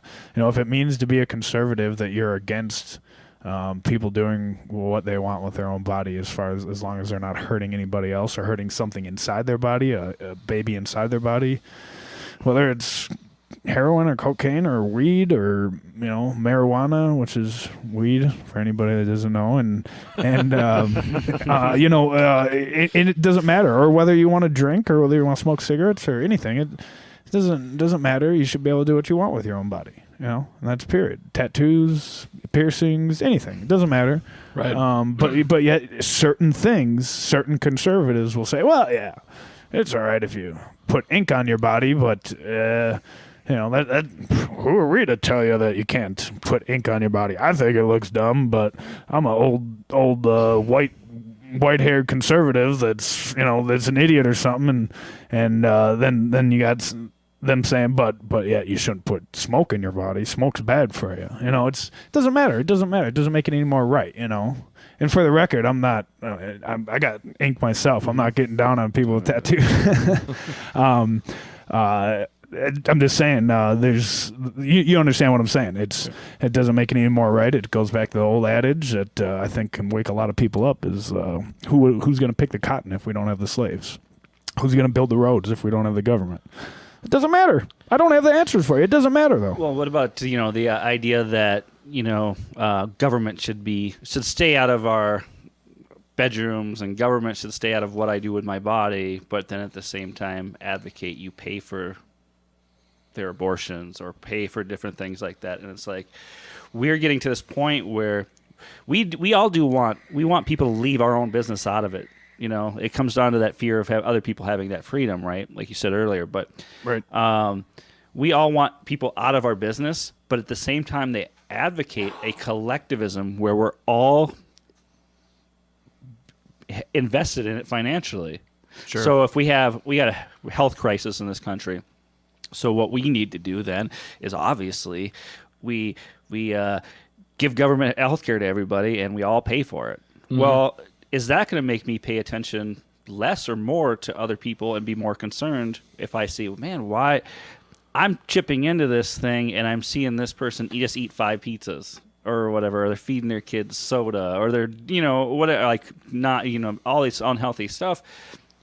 It's going to make it, the more invested you are in it, the more you're going to start paying attention to what everybody else is going to do. And there's more fighting and disagreements you're going to have. Right. So you're going to have people on one side saying, get out of my bedroom or get out of my business here. But then people on the other side saying, well, you're the one who forced me to pay into the system where we're all collectively in this together.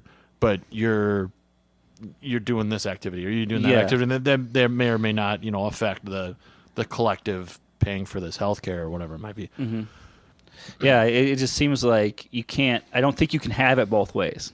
No, I don't think you can say stay out of my business, but then have your hand out, and vice versa or whatever. So, yeah, I think we have to have more consistency in our political views as far as that goes. And I think if people just sat down and questioned those type of things, I think they would start to lean more towards the liberty idea. Right. And I think that's kind of what got me into it. Like, when I started questioning everything, like everything I was taught, questioning these things, like who started this war? Well, no, that really didn't happen that way. Or, you start learning the real truth of stuff, then you start questioning everything and then you start asking those questions. Like, am I being consistent here? Am I being logical? Is my logic sound? Because I'm not questioning myself. I think people will tend to open their mind up as soon as they get to it. It's like a rabbit hole. Like the minute you start doing it, the more you start going down, and you realize, man, I had some pretty closed-minded views at one time, Yep. And I have to still question myself now. Do I still have closed-minded views? And that's what we need to do. I think that's a never-ending thing throughout till the day you die. That's why some people say, what is the meaning to life? Well, I believe it's kind of like the idea of the pursuit of happiness. It doesn't, just because you have life and liberty and you have the opportunity to pursue happiness doesn't mean it's guaranteed. It's nothing that's there for sure. It's a never ending battle. It's kind of like for guitar players, like tone junkies. It's like a lot of guitar players say they'll never be able to find the right tone. Electric. I'm one of those people. Right, electric players. They'll say, I can't get enough pedals, or I just can't get the right amp to find the right tone. I'm always looking for the right tone. Well, I'm the opposite way. Fender makes a great tube amplifier. Right, I'm set. Right, I'm the same way. Just plug into a Fender tube. That's what I got. That's what I got. But I'm someone who likes to use a lot of pedals. By the way, though, I'm thinking about maybe getting away from the pedals here and selling them all. I don't know. I'm still debating because I'm a tone behind junkie. You 100%. I'm a tone junkie. I know. Mike doesn't like using pedals either. He actually doesn't use any. But I'm a tone junkie, so I like using certain pedals and certain ones I don't. But off of the guitarist in me here, it's the same thing. It's kind of the same idea. It's a never-ending battle. What's the meaning of life? Well, I think the meaning of the life we live in this physical realm is to be nothing less than happy at all times, and be happy, have all the normal emotional reactions, That's a healthy thing. But don't you know government can make you happy? right, Socialism will make you happy. That's If you look at Denmark, I mean, they're some of the happiest Right. people in the world. right. Well, that's What the does it thing. cost for a Honda Accord over there? They had up until recently, they had a 180% tax on vehicle registration or whatever. So you go to buy a car for $10,000, it becomes a $28,000 car. They just recently changed it to 150% because they don't want people driving around So they're moving away away from from vehicles. this. Yeah. They don't. I mean, they were trying to keep people from. That's what the. No, I mean public they're moving they lowered the tax, so which means they're moving away from this super gigantic government that they.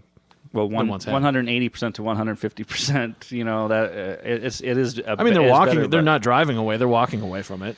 So it's just, Yeah, but I mean, like, you look at it's funny though because if look at all the like the people that share those kind of memes online, this country's better and this country's better, they will only focus on certain aspects, and then when you actually show them like how there's a 25% VAT tax or and that their taxes are higher and everything, I think pretty much everything but internet. Everything but internet actually is more expensive there. Mm-hmm. So it doesn't matter, when you're making certain amount of money per hour. Let's say they're saying, well, you make a $20 minimum wage or whatever, but then you're only working 5 days a week instead of 4 days a week instead of 5 days a week. Sure. Then that's taken to that. Then you pay 40 something to 60% in income tax, and then what are you left with? Then to pay all these more expensive things. You're not allowed to drive because you can't afford to buy a car. You have to take public transportation everywhere you want to go, and then those people go, well, polls show that they're happier than everybody, and that's what they go to. So it's like, okay, well, do you really honestly believe that that's going to work for everybody here too? Mm-hmm. As long as the majority of people are happier, that's what we should strive for. Because to me, it's like, with my whole problem with a democracy is obviously you have the majority ruling over the minority in some sense. You're depriving, you're imposing views on somebody still. right. Yeah.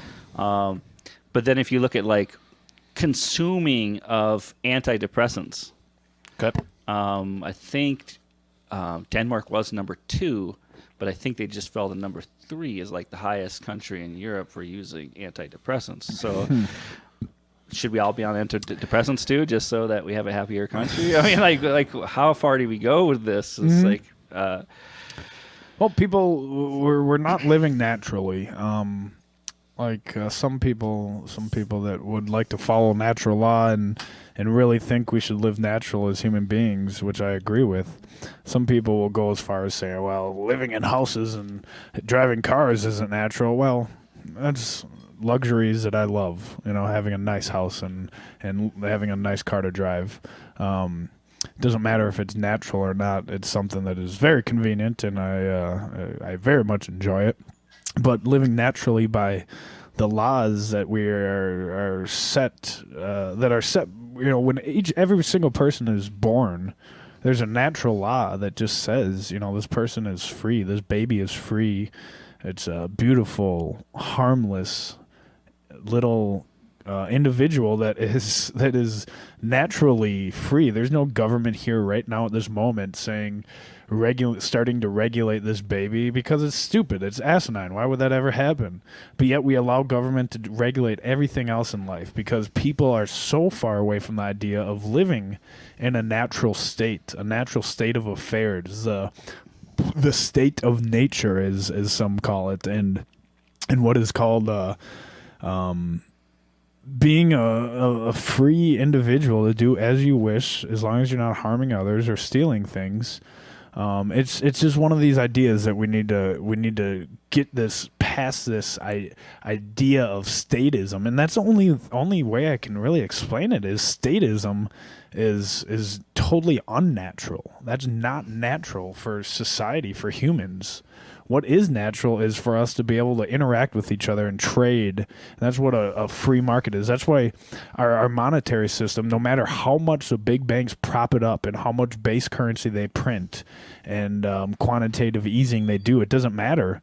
The market itself is such a natural force that it will correct itself in a way that will say, well, we got to go back to gold and silver, or we got to go back to something that's more tangible, more liquid, because it's natural. It's what is natural, has been natural for a long time, thousands of years. We need to get back to those ideas instead of having a society that is based off of non-natural manipulation by a bank or a government. And in my opinion, they're the same thing nowadays. It's just so scary, and it's you're exactly right. We have people that really need to understand these concepts. It is what is going to change our society, and that's what social networking is about. And I don't think there's anything wrong with people debating. And the problem is on Facebook and everything. We were talking about it earlier with Facebook and everything. Most people I see are talking about the wrong issues. The issues that most people are talking about are the issues that the elites or the people behind the scenes want us to be arguing over, when there's Beyonce. there's much bigger issues out there than just talking about certain things. There's much bigger issues out there than just talking about, oh, we need to get rid of government because they use violence behind every corner.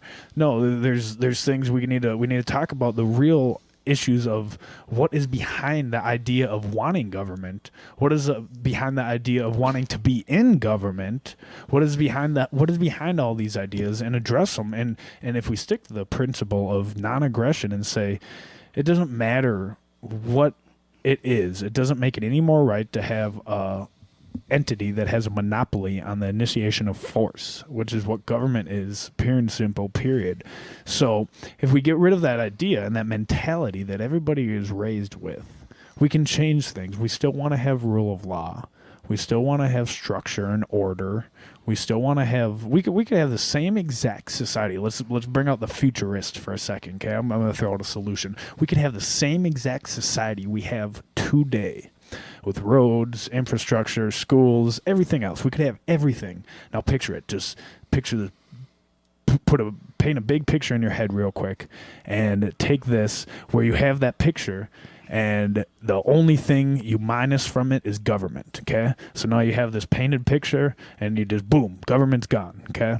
Everything's the exact same.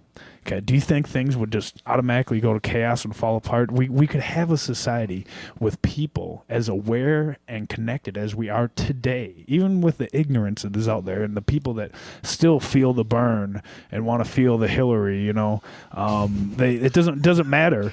It doesn't matter if you Please don't ever say that again. Yeah, if you want to feel the cruise or feel it doesn't matter. It doesn't matter.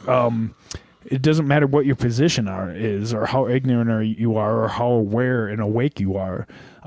We can still get people to understand these ideas and change their mind a little bit. You don't need to change your whole idea of the way policies should work, but we should change the thought process that we need a certain few to enact these policies, because they are elected by the majority. And that right there is slavery by its definition, damn near, Well, and I get, you go to a store, you don't want to buy one size fits all clothing. We can't all expect to live in some utopia where we're all happy, we're all content with what's going on. I mean, you think, what would it take for us to get to that point? Would it be like that movie Equilibrium? You ever see that? I haven't, no. No, I would check that out. It's like Christian Bale movie. Yeah, it's been a while. And it takes place like after World War III, or might even be They World kind of War IV. like take all the art away, and Yeah, they decide that people are too violent. And in order for us to all have peace and harmony, we basically need to have like a one government setup. And they have this drug they call Prosium, I think, or something like that. And so everybody has to take their daily doses of that. And that makes them not feel emotion. So, and every day they announce what games are now outlawed, or what music can be listened to or not listened to. They're destroying old artwork. They're basically trying to make it's just this really monotone visual. The movie is everything is drab and dreary. But I would watch it. It's a really good movie. It I'll kind check it out. of flew under the radar, but I can't see a utopia where, other than everything we're driving to a utopia will only bring us to that point in a sense, because eventually it's going to be like, well, you're not responsible with a gun. You can't have a gun. We need to take guns from everybody, or so then there's relying on government completely for everything. Your kids need to learn what my kids learn. The government needs to take over the kids, or maybe when we have kids, we have to give them to somewhere else. So they're overseeing. I mean, government's already trying to get in there and kind of say, hey, is this a good living condition for your children, to raise your children, and all the different things. So it's only going to keep increasing and increasing until it gets to that point where you will have like that. The very world that's in that movie, Equilibrium. So I would check that out. And that's of course, that's the far extreme part, but that is exactly where we're going. Mm-hmm. Yep. That was really a lot like 1984. Right. The government's like, you can only do this. Yep. Or 1984 was like, y'all ate at this government-run cafeteria and could only drink government gin, and you couldn't have a journal. I think that was part of the 1984 thing. Like, he wasn't supposed to have a journal, and he did have a journal. Yeah, and then they outlaw certain words. Yep. Newspeak. So, and that's we're kind of living that right now with the Newspeak, especially. Exactly. You're not supposed to say this because it's offensive to this group, or you're not supposed to say that because it's offensive and to that. some of it's just really, you gotta have safe spaces. Can't say poor person. Oh, well, okay. What am I supposed to say then? Didn't somebody get in trouble for saying hardworking? Yeah, hardworking. Yeah, and or bossy, calling somebody bossy or something. Yeah. Because that deters women from wanting to excel into like management positions or something. I think that's just ridiculous. And see, all these things is political correctness. That's the main best definition for all that is what you guys are talking about. Is I think there are issues, but I think it's the divide and conquer strategy behind those issues that the powers that be really want us to talk about. I think they're important issues, but the main thing about it is we're not equal. Race, gender, creed, is anything. We're not equal. We're equal as human beings, and we should be treated as such. Period. But I don't have breasts. I can't get my way like some women can because I have breasts. That makes me less equal than her. There are period. advantages, yeah. There are advantages to everything. Is it offensive? Should it be politically correct to say that my fiance needs me to open a can? Is she being sexist then? Is she, hey, you got muscles, open this for me. That's pretty offensive that she just assumes you can open the jar of pickles. Right. It should be taken like that. And that's why all those other issues you guys are talking about, they're totally stupid. They're so petty. We should not be talking about them because they in the big scheme of things, they don't mean anything. It's like, really, seriously, you think it's offensive that or you think she's being sexist that she just assumes I can open a can? I mean, that's just how stupid it is. You know what I mean? And that's my point. Is it's everything else can be related the same way. It's so petty. It's like, why the hell would people even be discussing these things? There's a bigger underlying issue behind those issues, which is really what it is government wants us to be that divided. They want us to do that. And if you want to name, that's why I have a hard time saying the Illuminati or the Rothschilds or the Rockefellers or any of this stuff. I don't know who is behind the powers that be or the elitists, but what I really truly believe is the ones that are making us react to everything is the government. Whether it's the government that are the elitists and they're the ones calling the shots, or there's a shadow government behind them that we don't even know who they are that are calling the shots. It doesn't matter. It doesn't matter if it's Illuminati or the Freemasons or if it's just the Chinese or it doesn't matter. It doesn't matter who it is, right? It's the fact that it is happening. This is a pure fact. So the issues of the Bilderbergers or all this stuff doesn't matter. We shouldn't be worrying about that so much. Really, what the main issue is that we should be waking people up to the fact that it is happening. It doesn't matter who it is. It is happening. And I started with I'm gonna go on with this tangent for 1 second. I started with 1 coffee, had 2 beers, and now I'm back on the coffee. I'm enjoying myself very much. Jim, real quick, side note, what do we got for time? What are you looking at here? We're at, in 7 minutes, we'll be at 2 hours. Okay, 7 minutes, 2 hours. So I don't know. What do you think? Another 7 minutes, or We should we? we can really go as long as we want. I mean, Jamal, what do you got it's for a really- time frame? I'm open all day. Okay. Well, we're gonna go for another 3 or 4 or 5 hours. No, Nice. I'm joking. It'll be another maybe half hour. Let's say we'll go for something like that, That works for me. if that works for you guys. So, yeah. Jim, you're hosting this with me. Bring up another topic here. I remember what I was just talking about. I wanted but to ask a question to both of you earlier. So we've talked about like where we've come from in the past is like our political ideas or where we, our preconceived notions years ago were as far as politically. So say, 8 years ago I thought the Democrats were going to save everybody's life. And my question is, so Jamal, you said you were coming from like a Democratic point of view. Nate, you said you were coming from kind of a conservative Republican point of view. Do you guys now feel that like you were like betrayed, or like when you see a post on Facebook or something that's promoting these views, like these liberal views or conservative views, that like somehow you're almost more on attack on that particular viewpoint from before, like you're almost more critical of where you came from, and you're like, no, you guys are idiots. That's not the way it should be. Government should not be taking care of everybody like that. That's not going to work out. Like, yes. and that's not fair. Like, so the Democrats are like, oh, well, we need to be fair to everybody. Well, in being fair, they're not fair. Yes. And not just the whole fair. There's other things, but do you feel like you're more critical of, say, the team you were on versus now?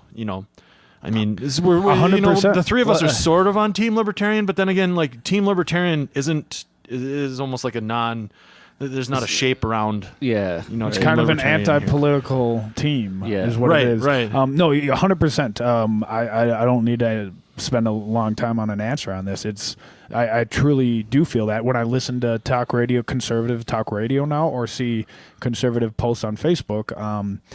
That is that's 100%. I am more on the kind of defensive or even offensive, and I feel like the need to critique what the individual is saying, because I see it more of something that I was fooled by at one point in time. I was fooled by the conservative viewpoint of it should be left up to the states to decide if gay marriage should be right or wrong. If that's what it means to be a conservative, then I'm not a conservative, because I used to believe that, but I was fooled by that. I don't believe that anymore. It should be up to the individuals. It should be up to there should be no state, federal or local state, that says you can do or can't do something. Would you say that somebody challenged your view on, when you said you used to believe that way, somebody obviously challenged your view on that, right?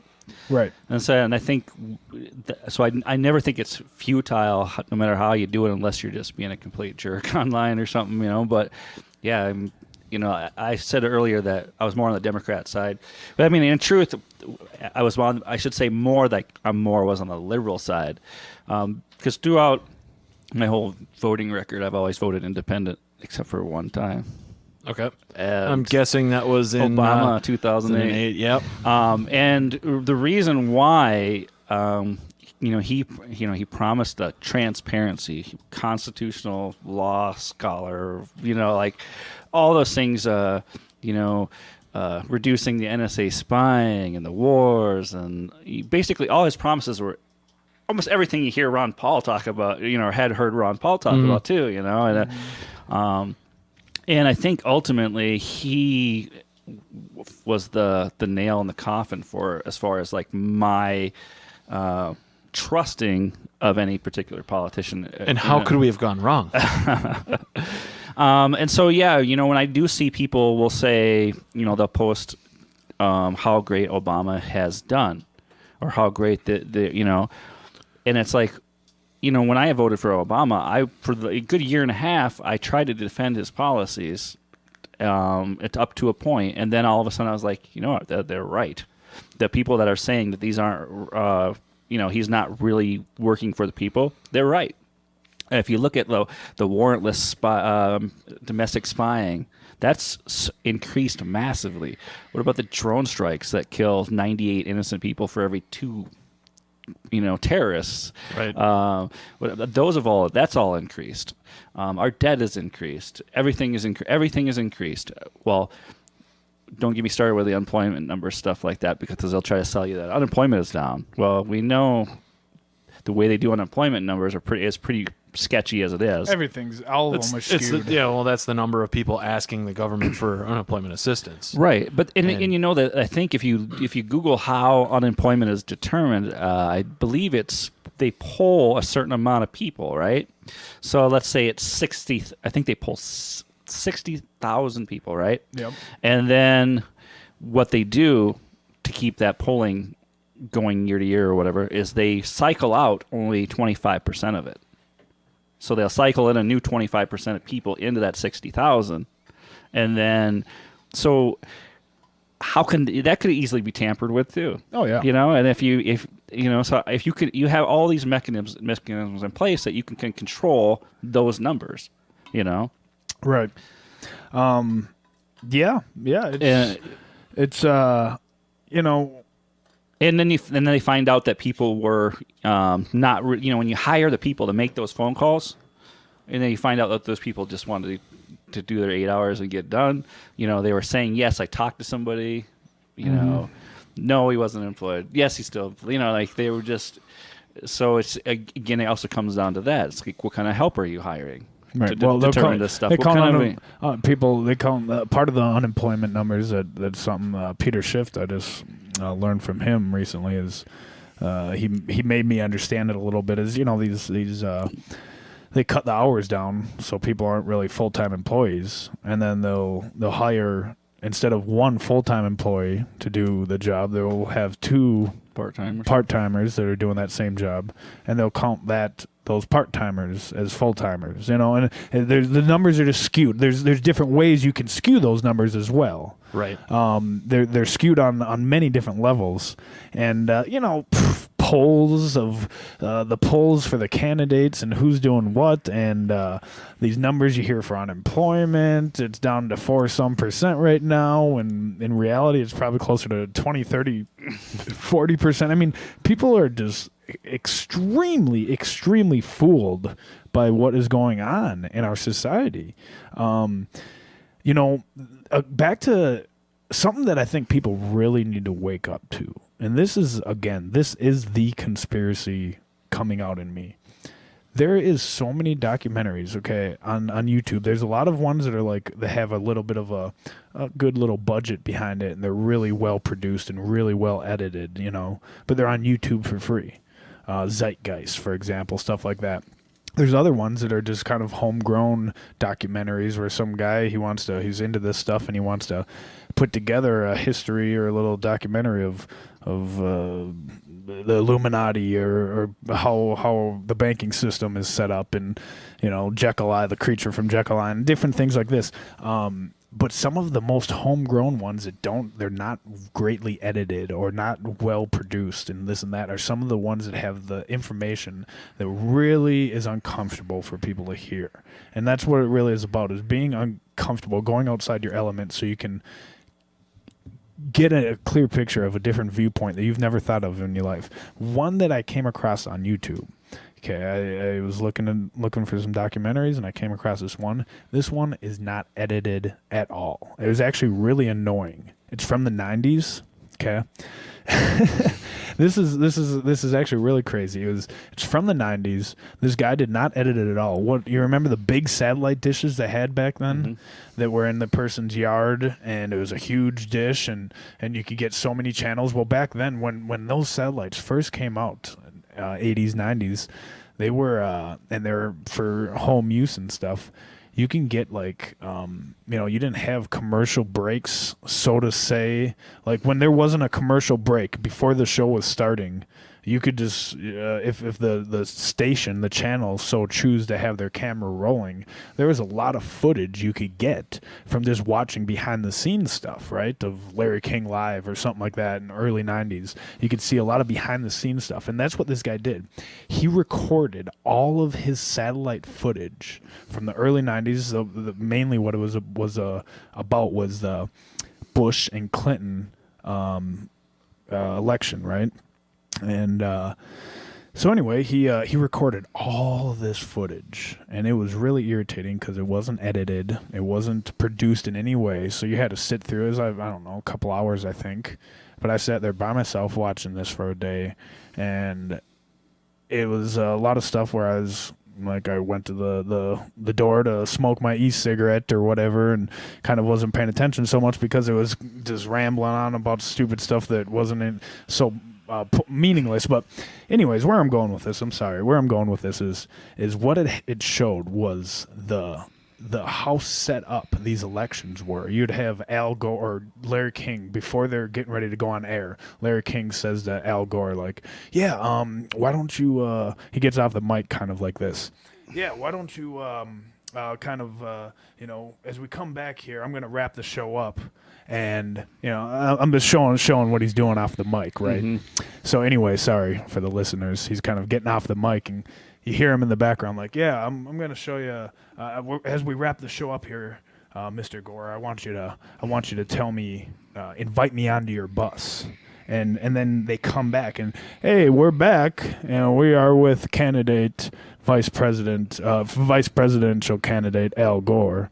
And Mr. Gore, thank you so much for coming on to Larry King Live tonight. Oh, no problem. I'd like to invite you to come on the bus, the tour bus, and go around with us soon. Yeah, I'd like that. I'm Larry King. I'm an old guy that wears suspenders, and I just told you what to say, and I'd like that. That's a great idea. This footage, this documentary this guy put together was nothing but that type of stuff. It was behind the scenes of cable television, the early days of satellite television, and it was insane to watch. I mean, this stuff, they showed a clip of Bill Clinton getting ready to talk on like Donahue or something like that, right? You guys remember Donahue? Mm-hmm. He was getting ready to talk on Donahue, and they were sitting there. The camera was rolling, and there was an audience there, and there was all these other people, like he was getting some makeup put on, and the show hadn't started yet, but it showed Clinton just sitting there with this look in his eye, Bill Clinton, and he was just sitting there. Did not move his face. He just looked so uncomfortable and looked like he was a zombie. And it was just like you start to see the big picture that this stuff is an act. Mm-hmm. This stuff is a stage. This stuff is not what it used to be, number one. And forget about what it used to be. We are so far gone from that. We can't go back to what it used to be, what the Constitution used to be, we are the stuff, Jim just pulled up Bill Clinton on Donahue here on YouTube. The stuff we used to see is just the stuff we're used to seeing, is extremely scary. And it's all a stage, it's all an act. People need to understand that. It doesn't matter who you put in office. We are still going to have an economic collapse. And I truly, truly believe it doesn't matter if we got Ted Cruz or Bernie Sanders or Donald Trump. We will have a new monetary system, I truly believe, by 2020. And because the presidency doesn't make a difference. If it would have made a difference, Obama would have done something. If it would have made a difference, Bush would have done something. If it would have made a difference, Reagan would have done something. The conservatives' hero, right? Yeah, who talked about small government but didn't end up working out that way. He enacted so many big government laws, it's ridiculous. The problem we have is people truly believe that their vote still matters. And I'm sorry for anybody that has a hard time understanding this, but it does not matter. Especially if you're a conservative and you vote in Minnesota. That's why I'm not voting for any of the conservative candidates. Because, number one, my vote won't matter. It's a liberal state. It's going to win as a liberal state. The majority vote is going to go towards the blues, the liberals, So why would I vote for a conservative when my state, Minnesota, is going to be in the what is it called, the electoral college, it's going to be going towards the Democrats, right? But not even that. I won't vote for a conservative anyways because they're all planning on going to war. They all want a carpet bomb. Ted Cruz wants to see the sand can glow in the dark. I'm not interested in interventionalism anymore. I'm not interested in the aggression principle. I'm interested in the non-aggression principle. So why would you vote for any candidate that's going to go to war? And it's even the same. Like I said last episode, what about Gary Johnson, the libertarian candidate? Well, if, like I said last episode, it doesn't matter who's in office. The next president is going to be a wartime president. Well, if that's the case, if it doesn't matter if Gary Johnson became president, that he's going to be a wartime president, well, then, you know what? Maybe this election means that you shouldn't vote. I'm not saying you guys shouldn't. I'm not saying anybody out there listening shouldn't. I'm saying for my personal self, I've thought it over a lot. And it doesn't matter. So I would be completely turned off on voting if we did vote in Gary Johnson and that happened. Sure. But I don't think that's going to happen. I personally believe that more people should vote because what are the turnout even on presidential election years, right? On major voting years, it's probably like 60%, 70%, something like that. So it's not everybody, right? And I've always believed that it's easier for them to pull the wool over the sheep's eyes when not everybody is participating in this. You might believe that when you do vote, you're participating in a corrupt system. I believe that that because we don't all vote, that it's easier for it to be a corrupt system. Does that make sense? It does, and Jamal, I'll let you respond as well. Okay. It does. The analogies, I guess without explaining a long explanation, because I want Jamal to answer before he loses his thought. It's like two wolves. It's like two wolves and a sheep voting on for what's for dinner.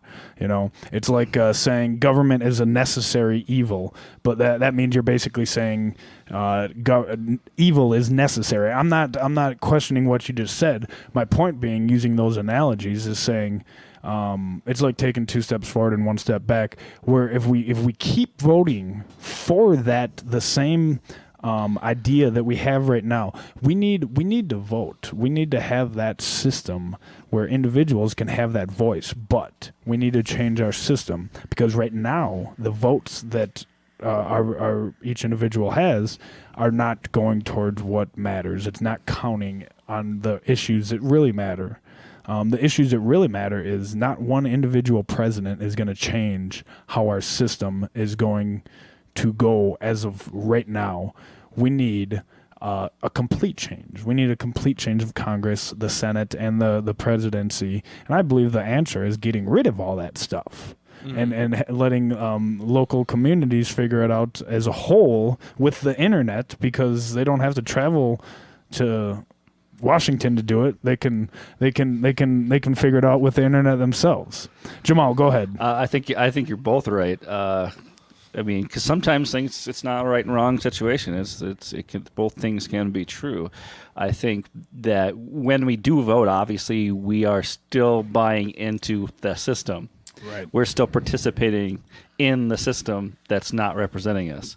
But on the other hand, I agree with you on voting, because the way I look at it is there's some people who won't lock the door on their car because, well, they just know it's a bad neighborhood, and if they're going to go in there and steal something, they just rather have them open the door instead of breaking a window. You know what I mean? There's some people that would just concede just because it might be a lost cause.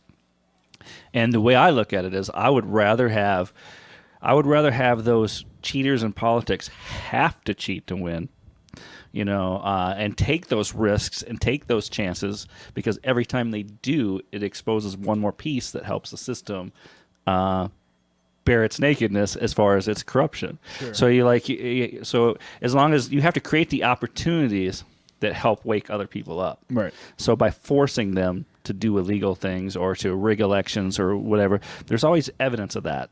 And so as long as there's always evidence of that, there's people that are going to see that evidence and then go, yeah, this system doesn't work the way it's supposed to work. You know what I mean? Yep. So I think, yes, why make it easier for the criminals, for sure.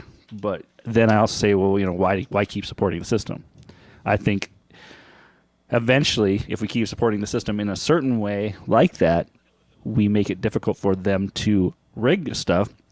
Then eventually enough people perhaps will reach that critical mass where enough people all of a sudden believe, okay, you're right, this system doesn't work. Sure. And we have to hit that critical mass. I don't know what that number is. I don't know if it's half That's or what I more think. than half Yep. or whatever, or if it's only 30%. I don't know what that is, but I think we have to force cheaters to have to cheat to win. We have to force criminals to actually have to work in order to mug somebody. I think, like we have to create those situations. Right. Go ahead, Jim. No, I love that analogy, the whole like locking your car. Like, so it would be easy for somebody just, if you left the car unlocked, to open it up. But they really do have to work to break the window, to jimmy the lock, whatever it might be. And like it is with the elections, maybe in third parties have been doing this forever. It's not just like a libertarian thing, the Independent, Green Party, Constitutionalist Party, Independence Party, whatever. There's a bunch of third parties, but to get, a certain amount of group of people to vote for those. I remember last time I voted for president, I think there were at least 11 different people that I could vote for. And of course I can write somebody in too, so that that opens that up to infinite. But it was amazing to me to see that. I thought that was awesome. That inspired me a little bit. But at the same time, we really do have a two-party system in the way that the media does it, that only two people can be involved. I remember there was, you remember Ross Perot? I mean, we were kind of young when Ross Perot was running for president, but I guess it was George W. Bush that wanted, or not George H.W. Bush, first Bush, wanted him on the actual presidential debates. And that was like the one time and one time only that a third party has been on the televised presidential debates. Now this year we have the Libertarian Party is going to have a televised debate sometime in March. Stossel, right? But yeah, with Stossel. I think there's 5 of them. I don't know all 5. Gary Johnson, of course, stands out because he ran last time. Austin Peterson, John McAfee, software guy. And then there's 2 others that are lesser known. But anyway, that's great. It's going to be on the Fox Business Network, so you got to have cable. It's kind of an obscure cable channel, but I think that's great. I would Stossel, I can deal with him as a libertarian. I would really hope it would be awesome, I think, if they were to have Judge Napolitano as one of the other moderators. Stossel and Napolitano together would be great moderators, better than any of the ones the other channels have had, or even Fox has had in general, Yeah, I mean, I don't know. It's a crazy world we live in. I just like playing my guitar, and I got a kid to raise now, so I don't really do much besides work and do those things. But I love doing this podcast. It's fun to BS around and talk about what could be and how things should, or in our opinion, should be or could be better. And Jim, any closing statements? I think we're getting pretty close to wrapping it up here for this episode. No, I want to thank Jamal for coming in. Yeah, me too. Out with us for a couple hours. Yeah, me too. I definitely appreciate you coming, man.